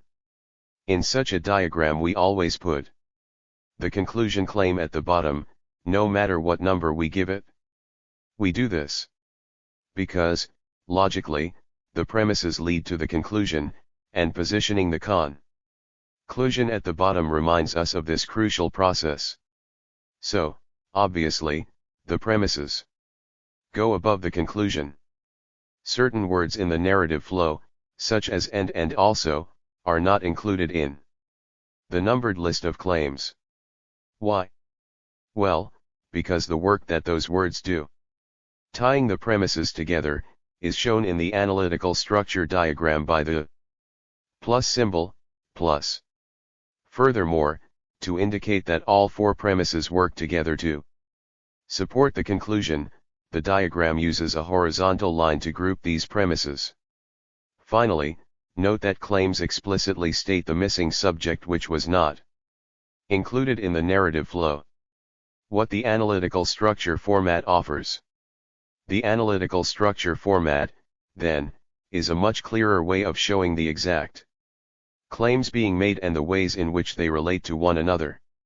This format, by representing the connections between claims through the standard ist form of the diagram, avoids all of the vagaries of the English language that we have already seen, with its myriad ways of signaling what is the conclusion and what are the premises. By listing the claims as distinct entities, it also overcomes complex sentence formations, with multiple claims within sentences. 30. Smart thinking, skills for critical understanding and writing. Claims within claims, half-expressed claims, and so on. All the potentially confusing shorthand use of pronouns, such as this and it, and implicit cross-referencing is removed in favor of precisely written claims. Finally, the diagram, with grouped premises, clarifies all of the clever ways of writing that make English interesting to read but that mean it is hard to recognize just exactly which premise leads to which conclusion, and in combination with which other premises. Here is a more complex example of how one argument can be expressed in two different formats as narrative flow and as analytical structure. While there is much about this argument that you may not yet understand, and we explore the details in later chapters, for the moment, just use it as a point of comparison between the two formats. First, here is the underlying structure, expressed as a list of claims and a diagram to show how they relate to one another. 1. The Internet has no single regulatory body to impose censorship. 2. The Internet is hard to censor consistently and reliably. 3. The Internet is a new communications medium that is available for anyone to use. 4. Vast amounts of violent and pornographic material are available on the Internet. 5. Children often have access to the Internet. 6. Children will, sooner or later, view violent and pornographic material on the Internet. And here is how we might write this argument in natural language. We need to be keenly aware that children will, sooner or later, view violent and pornographic material on the Internet. It is a new communications medium that is available for anyone to use. The net, since it has no single regulatory body to impose censorship, cannot be consistently and reliably censored, meaning that vast amounts of violent and pornographic material are available on it, and as we know, children often have access to the Internet. Exercise 3.3. L. Using the above example about the Internet, briefly list the differences and similarities between the two formats. Check the answers carefully. Linking, the key process in reasoning 3.1. For simple examples, such as the first one I gave, it may seem foolish to use another format when the narrative flow, with which we are all more familiar, seems to work well enough. Equally, it may seem that, in longer examples, such as the second one, the analytical structure only complicates the business. These observations miss the point. We need to be able to see the content and structure of reasoning, claims and a diagram, clearly before we can learn about, and thus smarten up, our thinking. Learning more about the analytical structure. The analytical structure behind narrative flow. The primary purpose of the analytical structure format is to assist you in planning your own writing. However, it is very useful to look at other people's reasoning as a way of learning about it. We can recover this analytical structure by, first, finding the claims being made and, second, grasping the connections between them, some signals of which can be found in the traces of reasoning represented by any linking words or phrases. Before moving on to look at how we can use the analytical structure in our own writing, Let us use it as a tool to understanding other people's reasoning. Casting. The process by which we recover an analytical structure from a written argument is called casting. 3. I will work through an example, step by step, and then provide some practice examples. We will use the following natural argument, a very simple one that I have constructed to help demonstrate this process. Let's consider the facts. Chemical factories are very dangerous to live nearby, and one has been built near your house. You'd be crazy to put yourself in danger, no. That's why you should move and live somewhere else. Before beginning, make sure you understand what you are reading and remember that you are not doing the reasoning here and must try to stay true to what is written, even if you disagree with it. So, what is the first step? Earlier in this chapter, we looked at how natural language contains traces of reasoning words that are not part of the claims, but which represent the way the author is linking those claims together. I will underline the words that signal reasoning. Let's consider the facts. Chemical factories are very dangerous to live nearby, and one has been built near your house. You'd be crazy to put yourself in danger, no. That's why you should move and live somewhere else. 3. 2. Smart thinking, skills for critical understanding and writing.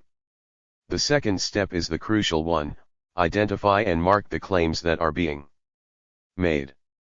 We have already looked at the properties of claims in chapter 2, and here you see why that discussion is so important. The easiest way to mark these claims is by putting them in parentheses. I have also numbered the claims because we need to diagram their interrelationship later. Let's consider the facts. Chemical factories are very dangerous to live nearby, 1, and 1 has been built near your house, 2. You'd be crazy to put yourself in danger, 3. No. That's why you should move and live somewhere else, 4. Finally, we need to draw a diagram that shows how these claims link together. The conclusion always comes last and the premises go above it. 0 plus 0 plus copyright yen copyright.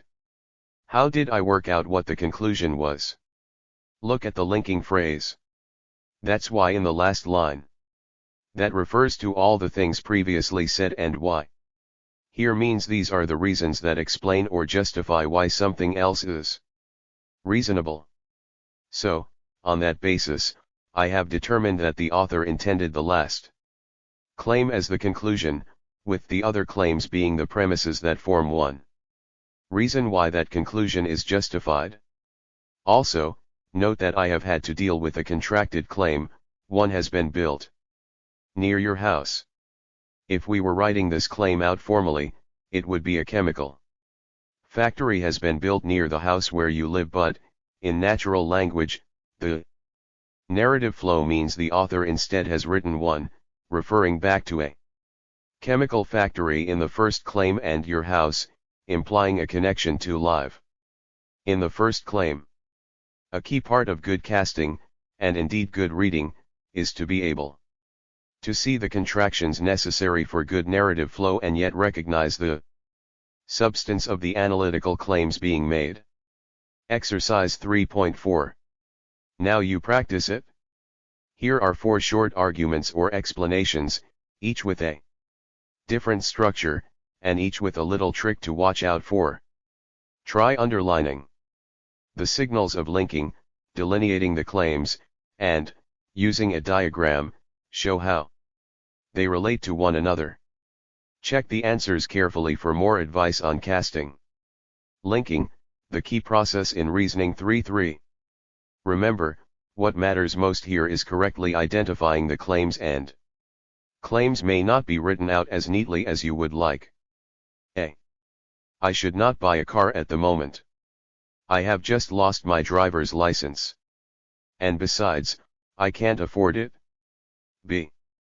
Nicole Kidman is an international movie star, and I know that, as a general rule, international movie stars get paid a lot of money.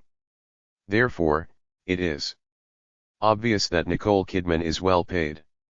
See, I have not got a university education, whereas several of my colleagues do. All of them have recently received promotions, but I did not receive one. Given that we are all roughly equal in our job performance, I would have to conclude that a university education really helps one to get ahead in a career. What was the explanation for Sydney beating Beijing for the 2000 Olympics? There were two main reasons.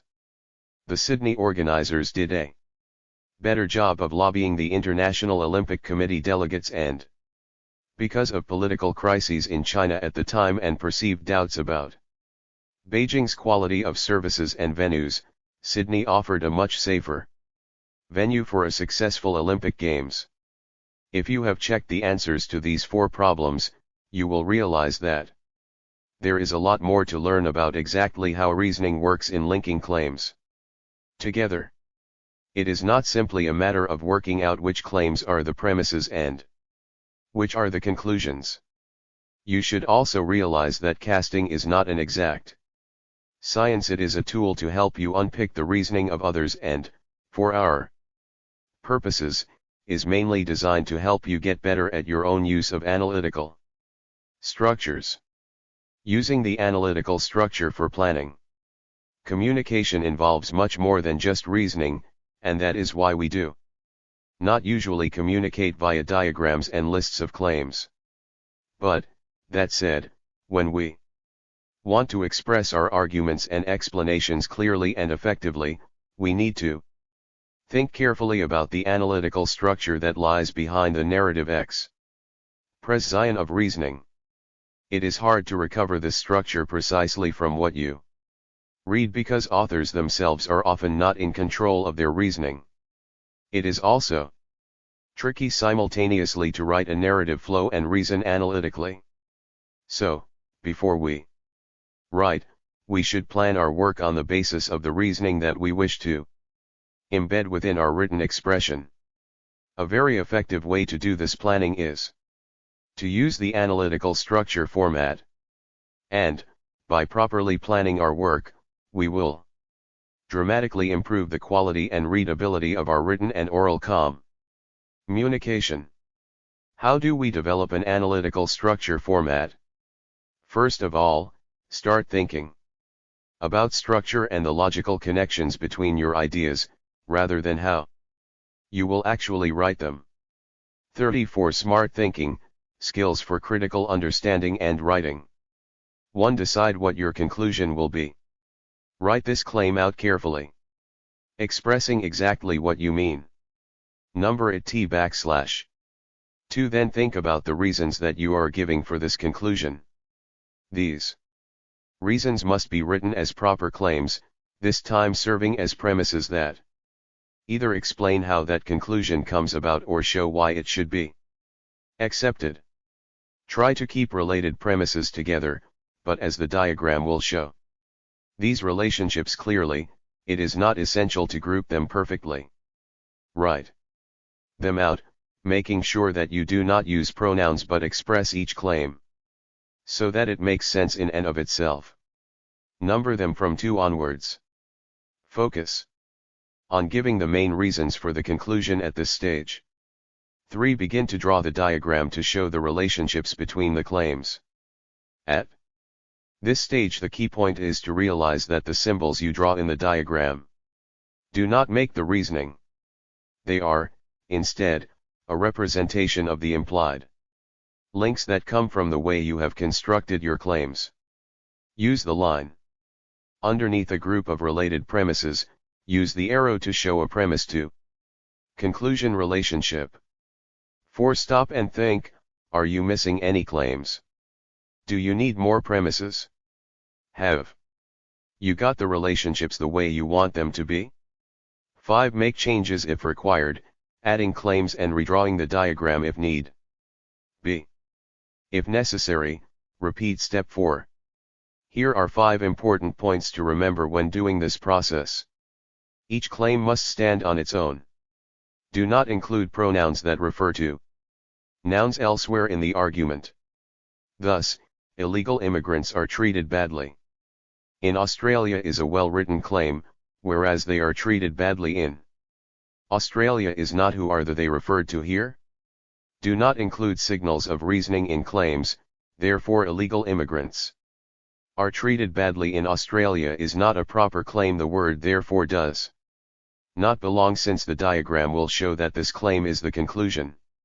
Each claim must imply links to other claims which, when added together, show the reasoning.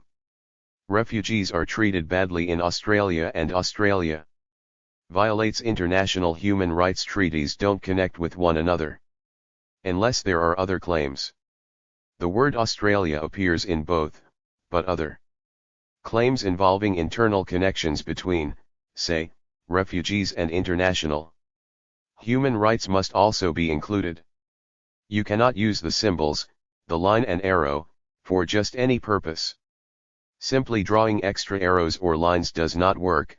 The relationships signaled by these symbols must be there already in the claims. Do not be afraid to revise and rewrite, changing the wording of the claims. Moving them around so they fit together logically is the reason you do this process. It is called iteration. You do one version, review it, see if it makes sense, and, if not, you change it and review again. In later chapters we will explore the subtleties of this process. For now, practice the method as you understand it at the moment. Linking, the key process in Reasoning 35. Exercise 3.5. Choose an issue or topic about which you have some knowledge. If possible, choose a topic that relates to something you are studying. Alternatively, use as the basis for your argument some topic that is important to you at the moment. Follow the method outlined above, concentrating on writing clear, single claims and using the diagram to show their interrelation. Then check the answers for a discussion of common mistakes that people make. After you have checked for mistakes, try again. Complex analytical structures. A simple argument or explanation is one in which one layer of claims, the premises, links to another claim, the conclusion. In a simple argument, the premises are on one level and the conclusion on a second. There may be more than one arrow in the diagram for a simple argument, but each arrow marks out a separate reason that is directly connected to the conclusion. A complex argument or explanation, such as that in exercise 3.3, on the other hand, has an analytical structure with more than 2 levels of connection. The purpose of each layer of claims is to show or explain the claim to which they lead via the arrow. As we will see in Chapter 5, such structures make our reasoning more effective. A complex structure is easy to understand once we realize that it is built up from a group of simple arguments. Here are 2 simple arguments. The important thing to note is that they share a common claim. 1. Australia is a multicultural society. 2. There are people from many different ethnic communities living in Australia. 3. Different ethnic and racial communities contribute different cultures to a society. 4. Government policies and widespread community attitudes encourage these different cultures to mix together and flourish. And 5. Australia is a tolerant and interesting nation. 6. Multicultural societies show more tolerance towards different groups. 7. Multicultural societies are more interesting than those in which one culture dominates at the expense of other possible cultures. 1. Australia is a multicultural society. Claim 1 appears twice. In the first example it is being used as the conclusion, and thus will come below claims 2-4 in the diagram. In the second example, claim 1 is functioning as a premise and, thus, goes with the other premises above. Claim 5. Because of the common claim, we can combine the two simple examples to produce a more complex structure, whose relationship would be easily 36. Smart thinking, skills for critical understanding and writing. Diagrammed. Because the first layer of the diagram does not lead directly to the conclusion, but instead to claim 1, we can call the argument supporting claim 1 a subargument.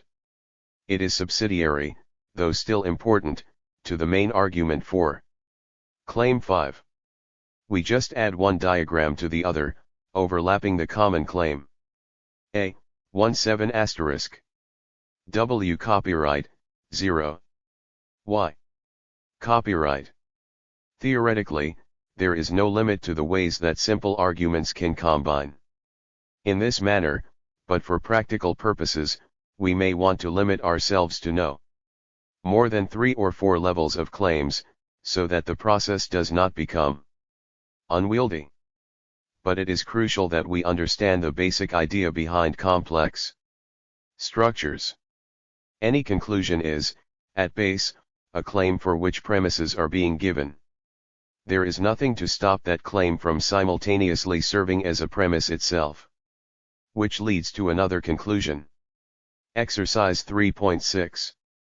Let us return to casting to assist our examination of complex structures.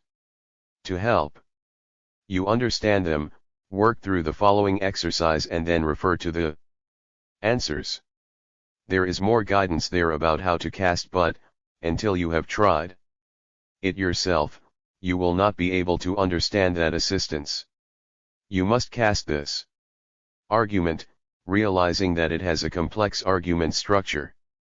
The current Australian government is, in many ways, challenging the role of the United Nations as a body that promotes action by member nations to maintain and extend human rights within those nations' own jurisdiction.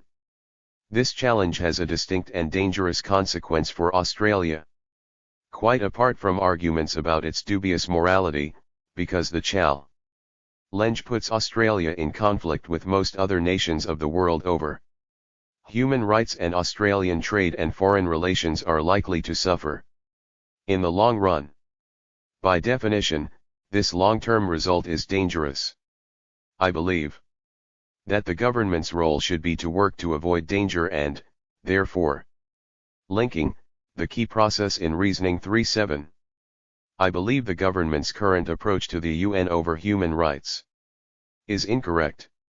Review. In this chapter we have looked at the key process of reasoning, linking.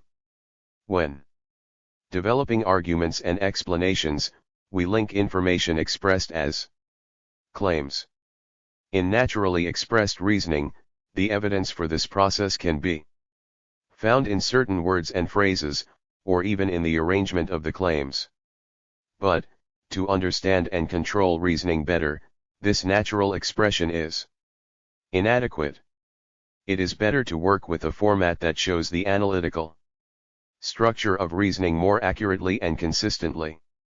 This format may not be suitable for communicating, but it is a tremendous tool for understanding and controlling reasoning in our minds.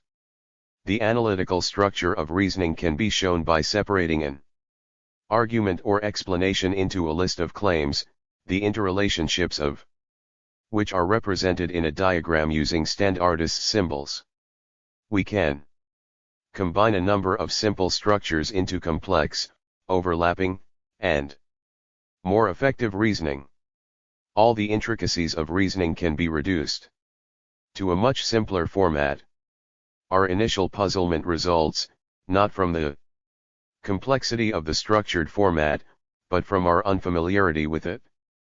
The analytical structure of other people's arguments and explanations can, if we wish, be recovered by casting them into the structured format. However, the analytical structure format is more useful as a tool for planning and thinking about our own reasoning than as a means of direct communication. Concept check. The following terms and concepts are introduced in this chapter. Before checking, in the glossary, write a short definition of each term. Analytical structure. Casting. Complex structure. Link words. List of claims. Narrative flow. Simple structure. 38 Smart thinking, skills for critical understanding and writing. Structure diagram. Sub-argument. Review exercise 3. Answer briefly the following questions, giving, where possible, an example in your answer that is different from those used in this book. A. What happens to claims when they are linked together so that one gives a reason for the other? B. What traces of this linking process can we find in natural language? C. What are the symbols in a structure diagram used for? D. Are claims, when written in the analytical structure format, expressed differently from those in natural language? E. What are the similarities and differences between narrative flow and analytical structure? F. How do simple and complex reasoning structures differ? G. Can a claim, in one example of reasoning, serve, in relation to a number of claims, as both a conclusion and a premise at the same time? H. What advantages and disadvantages are there in learning to use the analytical structure format? Notes. 1. There is disagreement among philosophers about whether reasoning takes place directly in language, or indirectly in the concepts that are expressed through language. For the purposes of this book, I will take the second position. Of course, if an argument is well written, then the indirect structure should be very clear. However, such clarity is rare in most commonplace language. 2. While I focus on analysis in this book, I do not wish to understate the importance of clear written expression. For more information, consult any of the many good books on written communication that are available. 3. The casting method is commonly used in reasoning textbooks. It was developed principally by Michael Scriven. For an excellent, in-depth look at casting, see J. Rudenow and V. Berry, Invitation to Critical Thinking, Wadsworth, Belmont CA, 2003. 4. Understanding the links between claims. Linking claims involves two distinct processes, as signaled by the plus and 4 symbols used in analytical structure diagrams. The first process involves connect ions between premises and other premises, the second between premises and a conclusion. We must explore these links in more detail in order to understand, first, the analysis that lies behind such connections and, second, how to represent them accurately in the analytical structure format. Of course, in practice, the process of representation often allows us to clarify what we are thinking. This chapter will cover 3 main issues. 1. We will look at the way premises almost always work with other premises in providing a reason for a conclusion. What we think of as a reason may, in the analytical structure, require many claims to express all its complex ideas. These claims add together to form a chain of dependent premises. 2. We will extend this discussion by exploring the way in which, within a group of premises, there can be a premise that links the rest of the premises to the conclusions, and or a premise that states a definition, making the other premises explicable. 3. We will look at the way links are made between premises and conclusions. To better understand the process of making premises support a conclusion. Dependent premises. Using a group of premises. A reason for a conclusion usually involves many complex ideas. It will probably require more than one premise to express all of these ideas. All such 40 Smart thinking, skills for critical understanding and writing. Premises relating to a particular reason are dependent on one another and thus are shown, in the diagram, as being linked along the same line. Dependency involves one of the key qualities of claims that we looked at in Chapter 2, that within a single Claim there is an internal connection between two, and, occasionally, more than two, ideas. In the following claim, the two component parts are, A, and, B. The Internet, A, has greatly increased the amount of information readily available to researchers, B. Imagine we are using it to argue for another claim. The Internet, A, has increased the amount of work that researchers need to do, C. The first claim only relates to the conclusion via a third claim. The more information available to researchers, B, the more work they must do, C. By adding these two claims together, the internal connection between the Internet and more information, AB, is combined with the connection between more information and more work, BC, to establish the conclusion's claim that the Internet leads to more work, AC. The significance of these two premises working together is clear. Most people would assume that the likely conclusion to a claim that the Internet has greatly increased the amount of information readily available to researchers is that it has made their job easier. Only by combining premises can we support the opposite view. Here is another example, this time written in the analytical structure for Mat.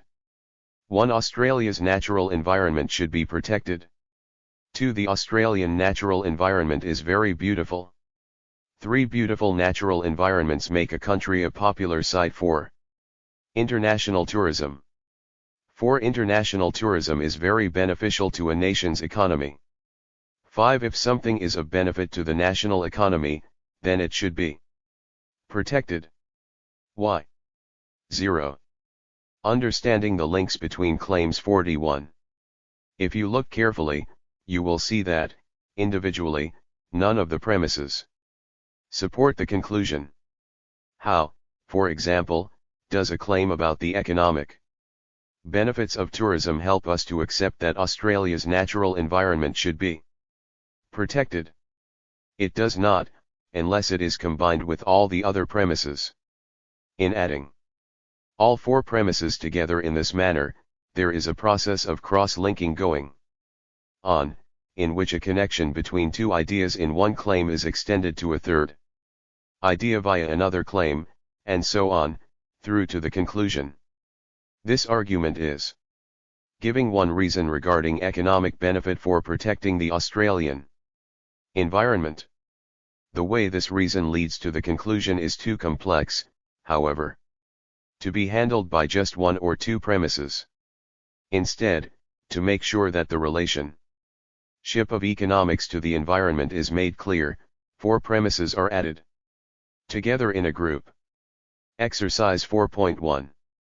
Write two arguments or explanations, expressed as a list of claims, that match the following generic argument structure. Choose issues about which you have some knowledge or that are important to you at the moment.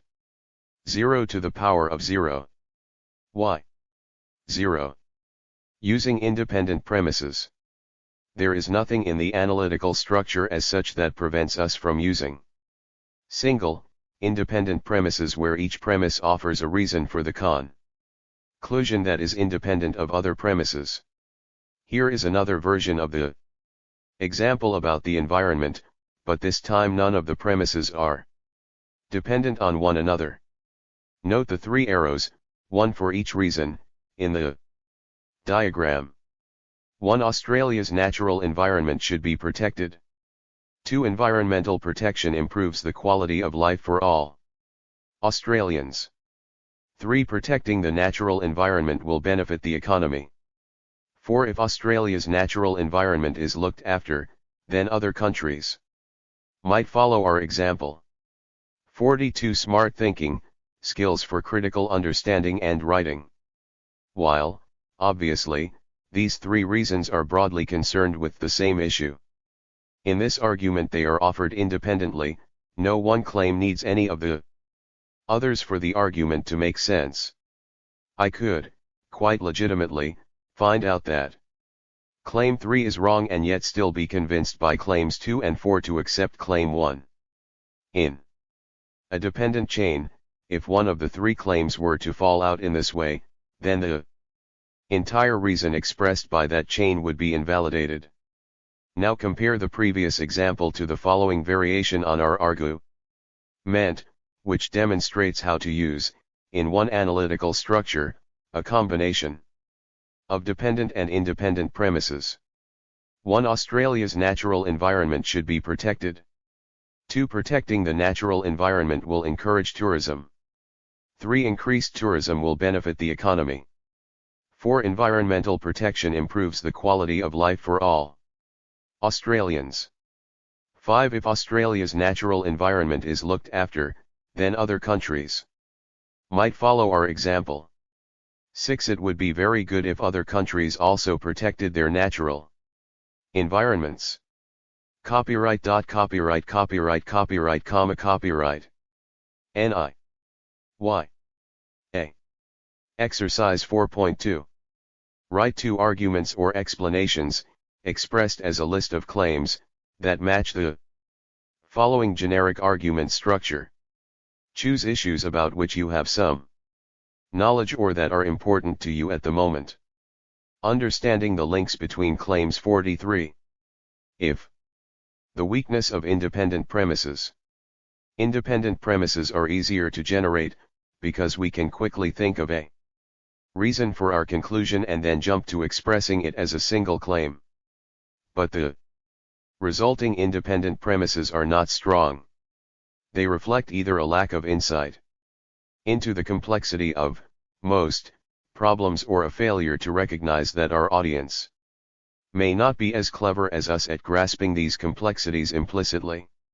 Indeed, there are no genuinely independent premises. What we tend to think of initially as being a single, independent premise is often two, or more, dependent claims. Natively it may well be a single claim, but one that is dependent on another claim, which we have failed to recognize. In the following argument, claims 2 and 3 are offered as independent premises. 1. Australia's natural environment should be protected. 2. Tourism will benefit the economy. 3. Environmental protection improves the quality of life for all Australians, which is something we all want. If, however, claim 2 only supports the conclusion when it is read together with the implied, that is, unstated, premise that 4. Protecting the natural environment will make Australia a popular tourist destination. Claim 3 is, when we look closely, a clever way of adding together, in written form, two dependent claims. 3. Environmental protection improves the quality of life for all Australians. 44. Smart thinking, skills for critical understanding and writing. 5. All Australians want to improve their quality of life. Copyright .0 Copyright .0 Copyright. In technical terms, these extra premises explicitly state the necessary cross-linking between the claim's internal connections. More generally, the premises make clear implied information, which in the original argument would have had to be inferred by its audience for it to make sense. In other words, adding these premises moves the information they contain from the implied context to the actual text. In practice, we can produce and use analytical structures within dependent premises, but it is rare that these structures will be well thought out and careful. They are, more usually, a sign that we have not explicitly considered some further connection that should be shown in the analytical structure as a chain of dependent premises. We will return to this issue in Chapter 6, where we consider how independent premises can only work effectively when their audience can readily supply the hidden, implied extra premises on which they are dependent. Special functions of premises. In the groups of premises that we have explored in the first section of this chapter, not all premises will perform the same function. Basically, there are three functions. For a premise, to make a substantive point, to provide a framework by which Substantive premises can be shown to relate to the conclusion, or to define a term, in such a way that premises make sense. We will now look in detail at the latter two. Special functions of premises. Premises that provide a framework. When premises combine to form one reason, they usually perform different functions. Each premise provides one part of the reason, but is a different type of component. Very often, one claim in particular in a chain of dependent premises will serve a special role in supporting the conclusion. Consider the following. Argument. 1. Australia's education system should be properly funded by the government. Understanding the links between claims 45. 2. Australia's education system is vital to the future well-being of the nation. 3. If something is vital to the future well-being of the nation, then it should be properly funded by the government.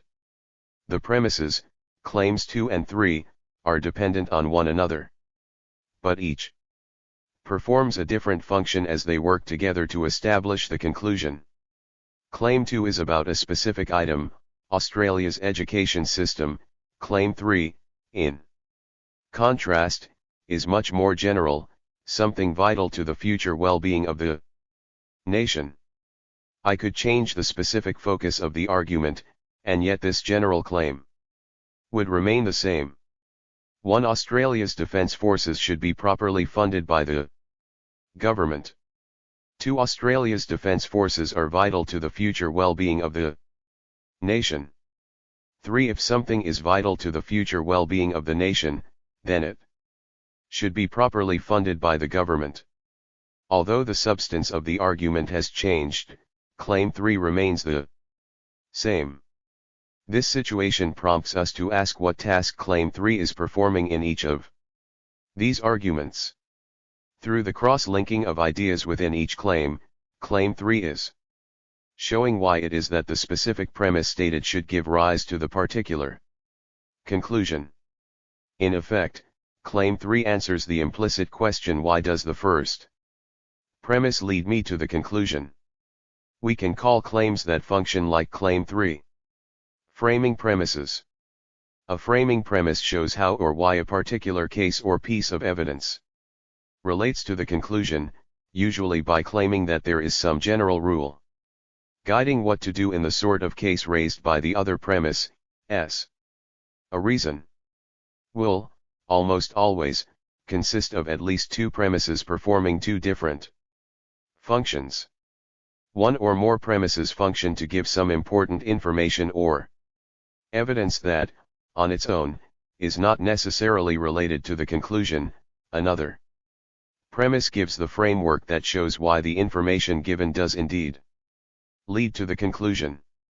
The precise function of a framing premise, however, cannot be determined in isolation. It is always dependent on the way in which the other premises are trying to establish the conclusion. The relationship between a premise and another premise, then, can only be made by also thinking about the relationship between all the premises and the conclusion. Smart thinking is only possible when we recognize the frameworks on which we and others rely. Exercise 4.3. Identify the framing premises in the following natural arguments. The conclusion is italicized, but you will need to identify the premises and think about how they relate to one another and to the conclusion. Then go back to the arguments. 46. Smart thinking, skills for critical understanding and writing. Wrote in exercise 4.2, what framing premises should be added to the premises? You have already written A. Teresa is ill today, and as a result, she is off work. I mean, if one is sick, then one should not come to work. B. When the voters elect politicians, they are, essentially, placing their trust in those politicians. Corrupt politicians have abused the public's trust in them, and when someone abuses your trust, they should be punished. That is why corrupt politicians should be sent to jail. C. All human life is worth protecting, and capital punishment involves taking a human life. Hence we should oppose capital punishment. Premises that provide a definition. In a dependent chain, we sometimes need to include a premise that provides a definition. Definitions tell the audience the meaning of a particular word or phrase found in the other premises and / or conclusion. Definitions are only meaningful in concert with the other claims in the argument or explanation, the ones that actually use the term being defined by the definition. There is little value in simply giving a definition for its own sake. It must be linked in with other premises that depend on that definition. For example, 1 Australians are likely to win more Academy Awards in future.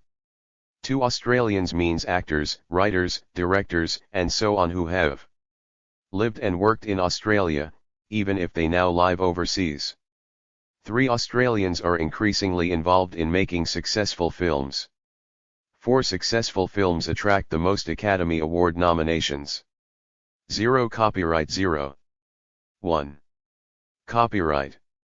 Claim 2 provides the definition. It is necessary to give it in this argument, because many people might imagine that Australians means people actually living and working in Australia, whereas the person making this argument is simply talking about a more general category of Australians, for example, the actor Nicole Kidman or the director Bruce Beresford. Claim 2 is only meaningful as a definition because of the way it relates to the other claims.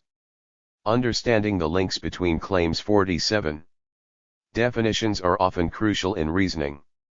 While many words that we use are obvious in their meaning, others are more complex.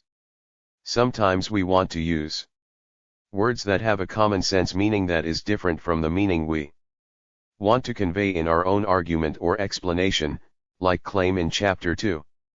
Good definitions ensure that the other premises relying on a definition can be understood by our audiences when, without the definition, there would be a risk of the premises being misinterpreted.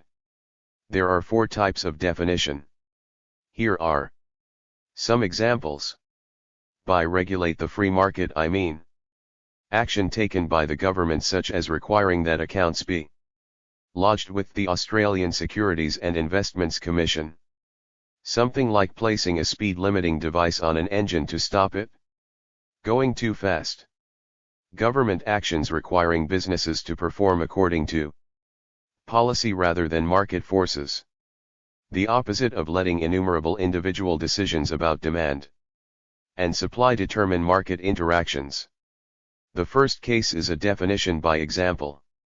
Such definitions are useful only where the audience will understand the connection between the general definition and specific situation in the example. In the second case, the definition becomes clear via a comparison to a similar situation.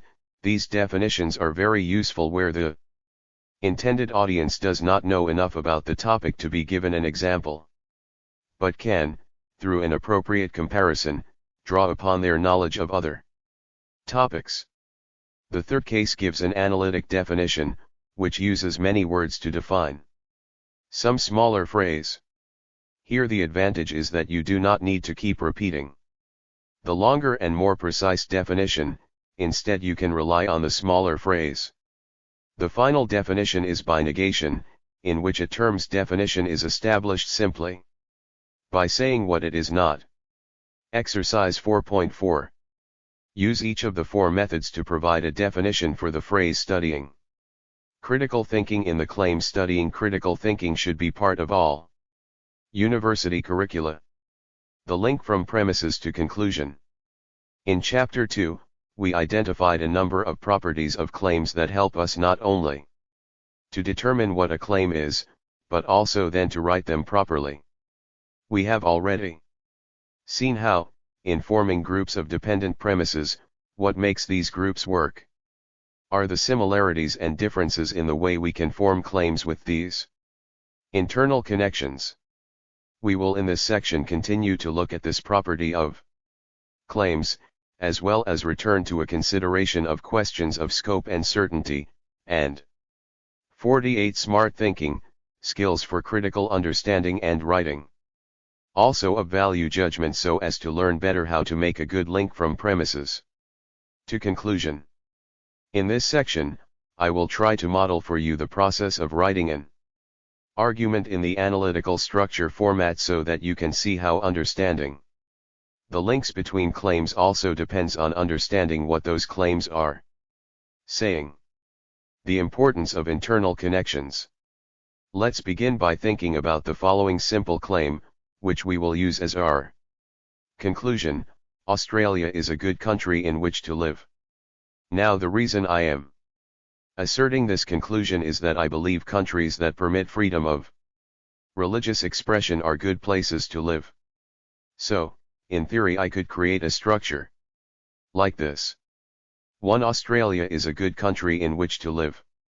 2. Countries that permit freedom of religious expression are good places to live. Copyright.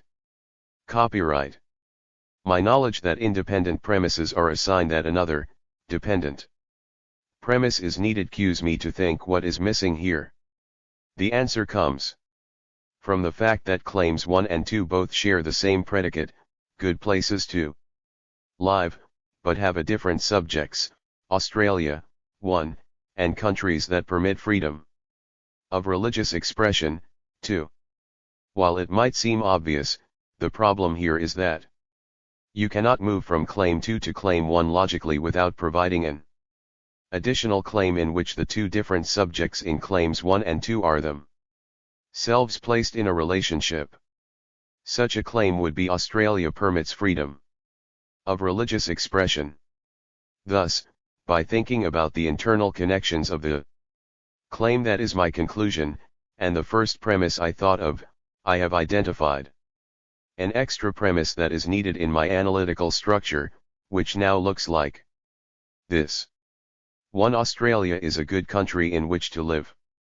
2. Countries that permit freedom of religious expression are good places to live. 3. Australia permits freedom of religious expression. Understanding the links between claims 49. 0 to the power of 0. Why? Copyright. Let us consider another example. I know that Australia has no laws that forbid any religion, and that, by and large, the people who live in Australia let others practice their religions peacefully, even if they do not agree with them. These in fact are the reasons why I had assumed it was obvious that Australia permits freedom of religious expression. But we should not assume our readers know this, or that we are in fact right. We better write in those ideas to make sure the logic is correct. So, now, I am constructing a different argument. 3. Australia permits freedom of religious expression. 4. Australia has no laws that forbid any religion. 5. The people who live in Australia let others practice their religions peacefully even if they do not agree with those religions. 0. Plus. Copyright. Copyright. But once again, I can see there is something missing, because of internal connections. The conclusion has, as its predicate, freedom of religious expression. But this term in the argument is not mentioned in either of the two premises, 4 and 5. Hence, I have not yet represented accurately what I am thinking. I should add a claim which will function as a framing premise, and incidentally is an example of the value of the superclaim that has the if/then form. If a country has no laws against individual religions and the people of that country do not object to any religious practices, then freedom of religious expression exists in that country. 3. Australia permits freedom of religious expression. 4. Australia has no laws that forbid any religion. 5. The people who live in Australia let others practice their religions peacefully even if they do not agree with those religions. 6. If a country has no laws against individual religions and the people of 50. Smart thinking, skills for critical understanding and writing. That country do not object to any religious practices, then freedom of religious expression exists in that country. Copyright. As we can see here, the very fact that you could probably guess what was missing is a sign that the pattern of interconnections in premises and conclusions is important. We are able, often, to see what is missing but should, always, make sure that it is written in explicitly when we are constructing these claim/diagram structures. Making a real connection. There are times when people make the mistake of circular reasoning, that is, they provide a premise or premises that are, effectively, the same as the conclusion. A very obvious example is I have failed my exams because I have failed my exams. No one is foolish enough to actually use such an example. However, we can use different words to say the same thing. Hence, sometimes, people argue in ways that are circular because they present as their conclusion a claim that is the same, logically, as their premise, even though the wording is different. For example, socialism is not a workable economic system, because an economic system in which the means of production is collectively owned cannot work is circular because the claim socialism is not a workable economic system means the same thing as an economic system in which the means of production is collectively owned cannot work. You can substitute the word socialism for an economic system in which the means of production is collectively owned and not change the meaning of the second claim. When making your link from premise to conclusion, you are relying upon the internal connection between subject and the predicate in the conclusion claim, but you must not have the same connection in a single premise. Instead, you must have the separate elements of the conclusion, the subject, and the predicate, each appearing in different claims that serve as premises. Basically, you can only use a claim once within its own argument, not twice, but the constituent components of each claim can appear, and indeed should appear, more than once. Covering scope and certainty. We also know that claims always imply or state their scope and certainty, and attention to this point will permit us to avoid one of the great errors in reasoning. Understanding the links between claims. 51. The sweeping generalization. Often people will make a conclusion that is far too general, or definitive for the reasons they are presenting to support it. An example would be, Australia has a good education system with strong programs to teach literacy, and thus all Australians know how to read and write. It is true that Australia has a good education system with such programs, but it is not true, consequentially, that all Australians know how to read and write. First, some Australians have learning difficulties or other impairments that prevent them from benefiting from those programs. A few Australians, usually those from disadvantaged backgrounds, face problems in attending school, being able to function effectively there, and so on, that again vitiate the impact of those programs. But, logically, the mistake made here is that the scope and certainty of the conclusion is not in step with the scope and certainty of the premise. Therefore, when making the link between premises and conclusion, we need to align the scope and certainty so that one can support the other.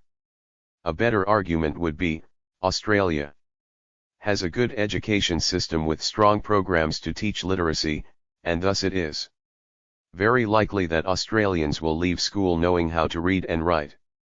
The change is in the claim that serves as the conclusion, but the consequence of the change is in fact to strengthen the link between the claims. Thinking about values.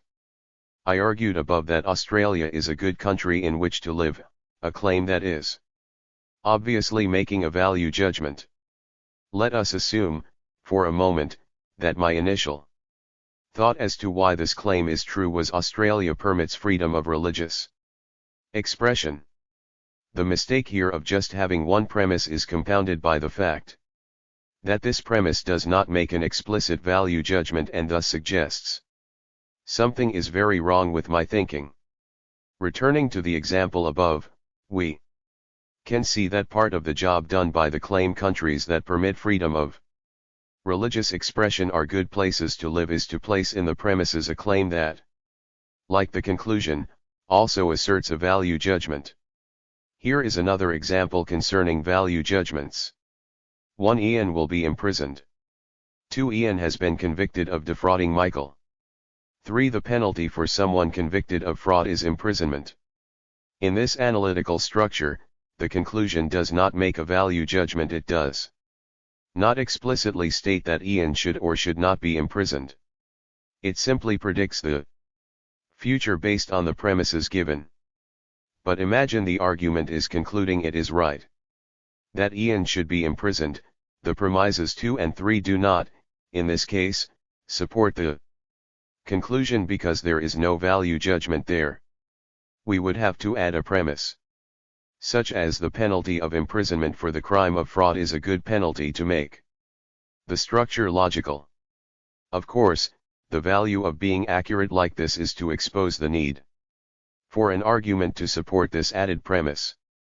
While it is probably not necessary, in most everyday arguments, to prove Ian's conviction, or that the penalty is imprisonment.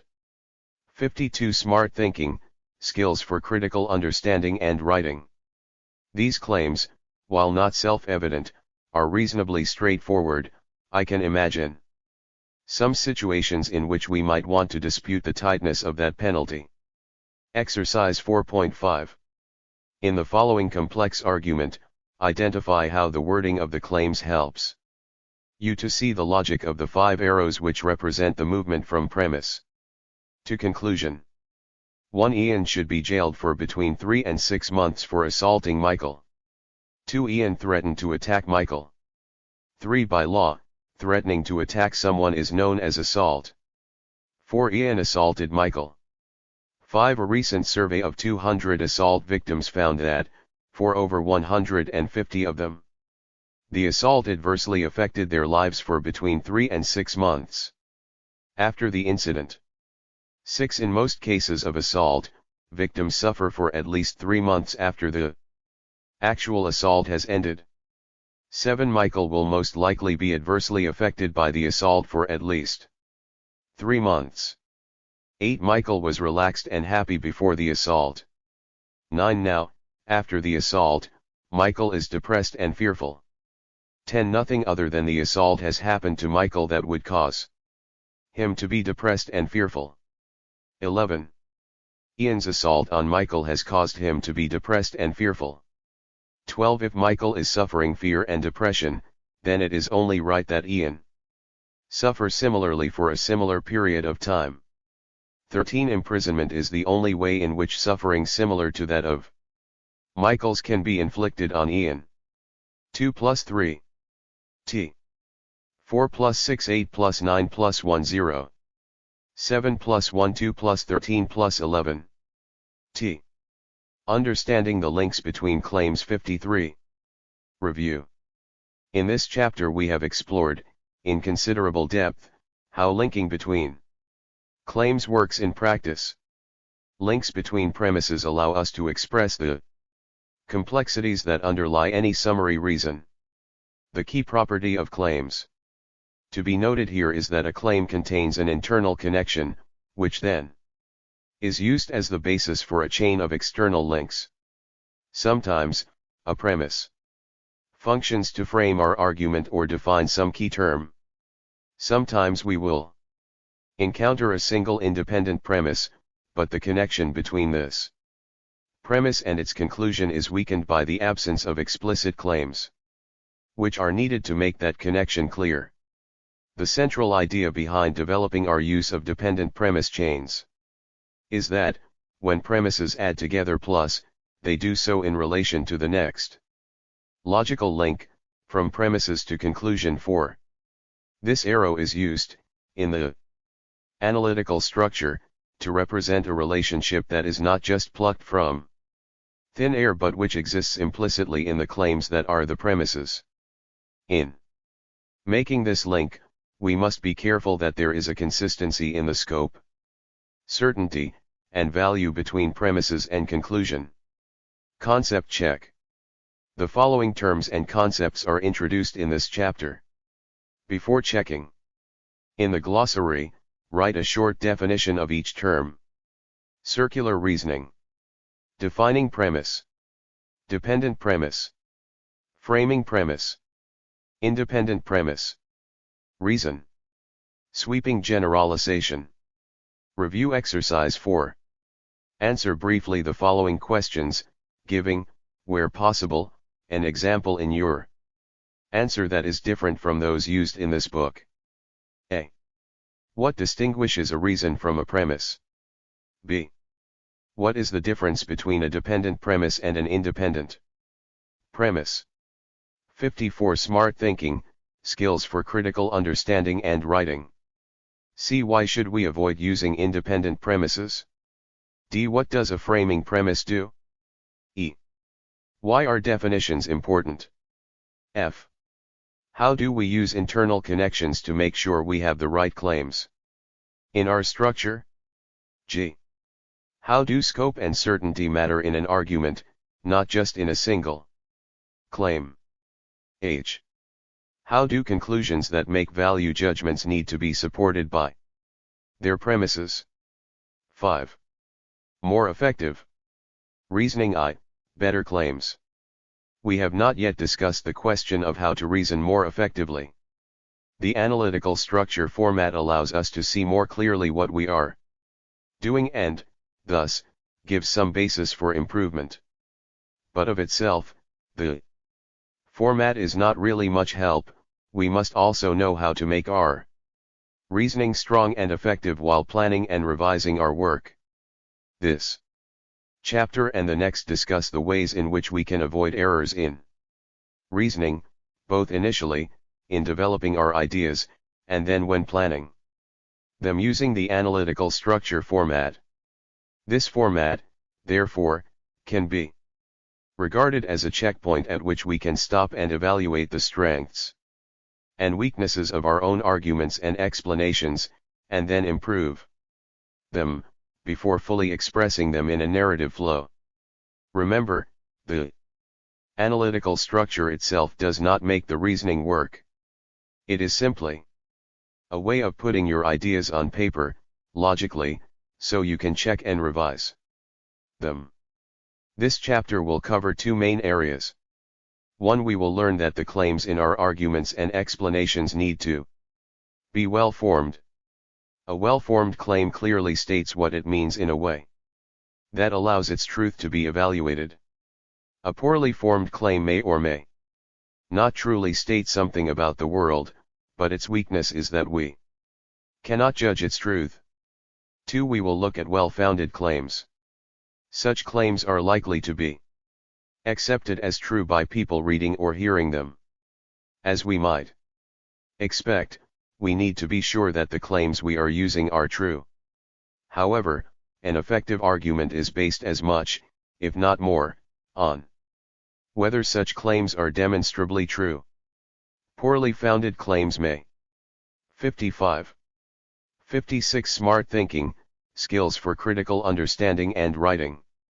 Be well-formed, but they make claims about the world that our audience finds hard to accept precisely because they appear to have no foundation. Well-formed claims. Writing clear claims. Smart thinking requires, first of all, that our claims be well-formed. Before we even think about how the links between claims might develop and before we even consider whether or not our claims are acceptable, we need to write or speak clear claims. While this task is similar to all clear writing or speaking, it is not exactly the same. Some of the rules of narrative exposition, such as not repeating words too frequently, the proper use of clauses within sentences, and so on, do not apply at this stage. Most of these rules generate implied links between clauses and sentences, but since your analytical diagram clearly shows these links, we do not need to complicate the claims in this way. Remember, the analytical structure format is designed first and foremost for planning, the good exposition will come later. So, the primary aim in writing well-formed claims in an analytical structure format is to make each a separate statement that contains all the information necessary for it to express what we mean. The very act of writing the claim carefully will, of itself, help us to understand better what it means. For example, the claim violence against Indigenous Australians is wrong is unclear and vague. Even though we would all agree with the sentiment, it is not a good claim. If it is rewritten, for example, to read violence against Indigenous Australians by white settlers colonising Australia had and continues to have a negative effect on the moral order of the nation, then the claim is not as easy to read but clearly shows the meaning of the claim, ready for linking analytically to other claims. Even at this first stage, as we put together our claims as the basis for our text, we cannot avoid the role of context.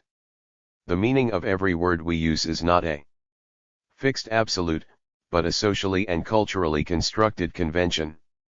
By this I mean that the meaning of a word is always determined in relation to all the other words and meanings that are in use within a particular society. One though, for most purposes, the words, and hence the claims, we use seem to be clear in what they mean, we can never simply assume that our audience will always grasp our exact meaning. In particular, while the surface meanings of various words are usually commonly accepted, the connotations, or hidden implications and understandings of words can vary subtly between different groups of people. For example, many people in Cuba, still governed within a Marxist system, would not consider the USA a democracy, since people in the USA do not have equal access to education, health, and welfare, whereas in Cuba they do, and thus more effective reasoning better claims 57. Cuba is a democracy. An American would probably regard Cuba as undemocratic in that it only has one political party, the Communist Party, whereas the USA has two major parties. A Cuban might respond by pointing out that the Democrat and Republican parties in the USA are so similar that there is little choice between them. Obviously, our hypothetical American and Cuban debaters have different definitions of democracy. Yet, if we ask them to spell out their definition, they might both respond by saying the same things: all people have the right to vote, all people are equal, and so on. The meaning of the word democracy simply depends on more words, which themselves require definition. What do we mean by all people, for example? In the USA, most poor African American and Hispanic citizens do not vote because they believe it will not change the system that, by and large, has failed to benefit them.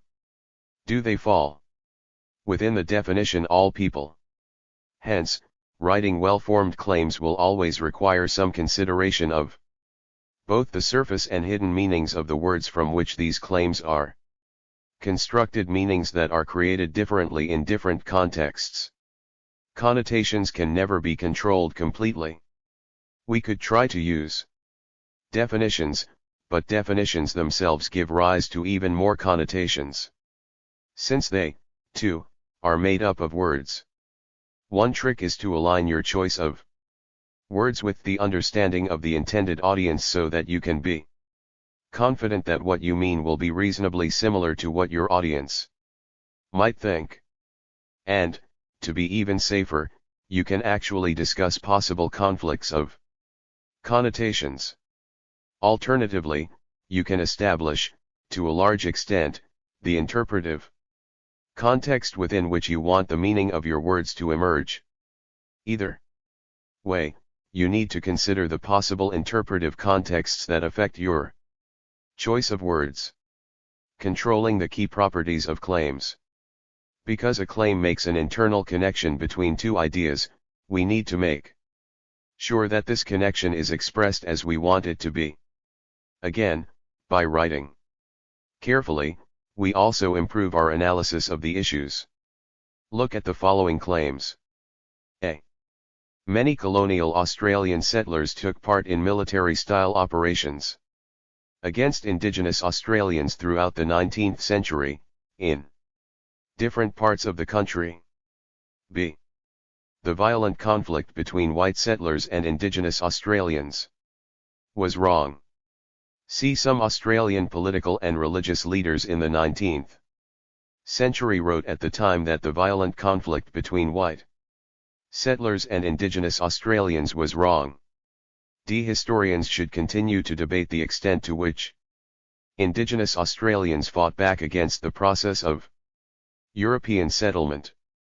E. If Australians do not come to terms with the violent events associated. 58. Smart thinking, skills for critical understanding and writing. With the nation's colonial foundation, then Australians today will continue to experience unease and guilt about race relations with Indigenous Australians. F. The history of the war against Indigenous Australians continues to be a political issue in the current era. These claims might all concern the broad topic of the violence attendant on the arrival of European settlers in the country we now call Australia, but in each case, the primary focus of the claim is different. Claim A is about the actions of white settlers in the 19th century. Claim B is about the conflict between settlers and Indigenous Australians. Claim C identifies the views of some Australian political and religious leaders in the 19th century. Claim D concerns what historians should be debating. Claim E predicts the consequences that will flow from some action concerning the history of violence in Australia, which may or may not happen, as indicated by the if. Claim F concerns the current status of the history of the war against Indigenous Australians, about which many of the other claims might be made. The differences also show us that there are a variety of different uses for claims. Claims A and B are direct claims, in the first case describing some event, and in the second case directly expressing the author's own moral judgment. However, some Australian political and religious leaders in the 19th century wrote at the time that the violent conflict between white settlers and Indigenous Australians was wrong is indirect, for it concerns what other people think. There is no indication that the author of the claim either agrees or disagrees with the political and religious leaders who thought this way. Arguments and explanations often require not just our own views on a particular issue, but also our analysis of others' views. We need to make sure that our claims are well formed so that there is no confusion between what we are directly claiming and what we are reporting about other people's views. Claim A demonstrates another crucial type of claim, often used in hypothetical reasoning about a possible future event. To argue in this manner does not necessarily imply that the effect, the then part of the claim, has happened, but simply that it probably happen in the future.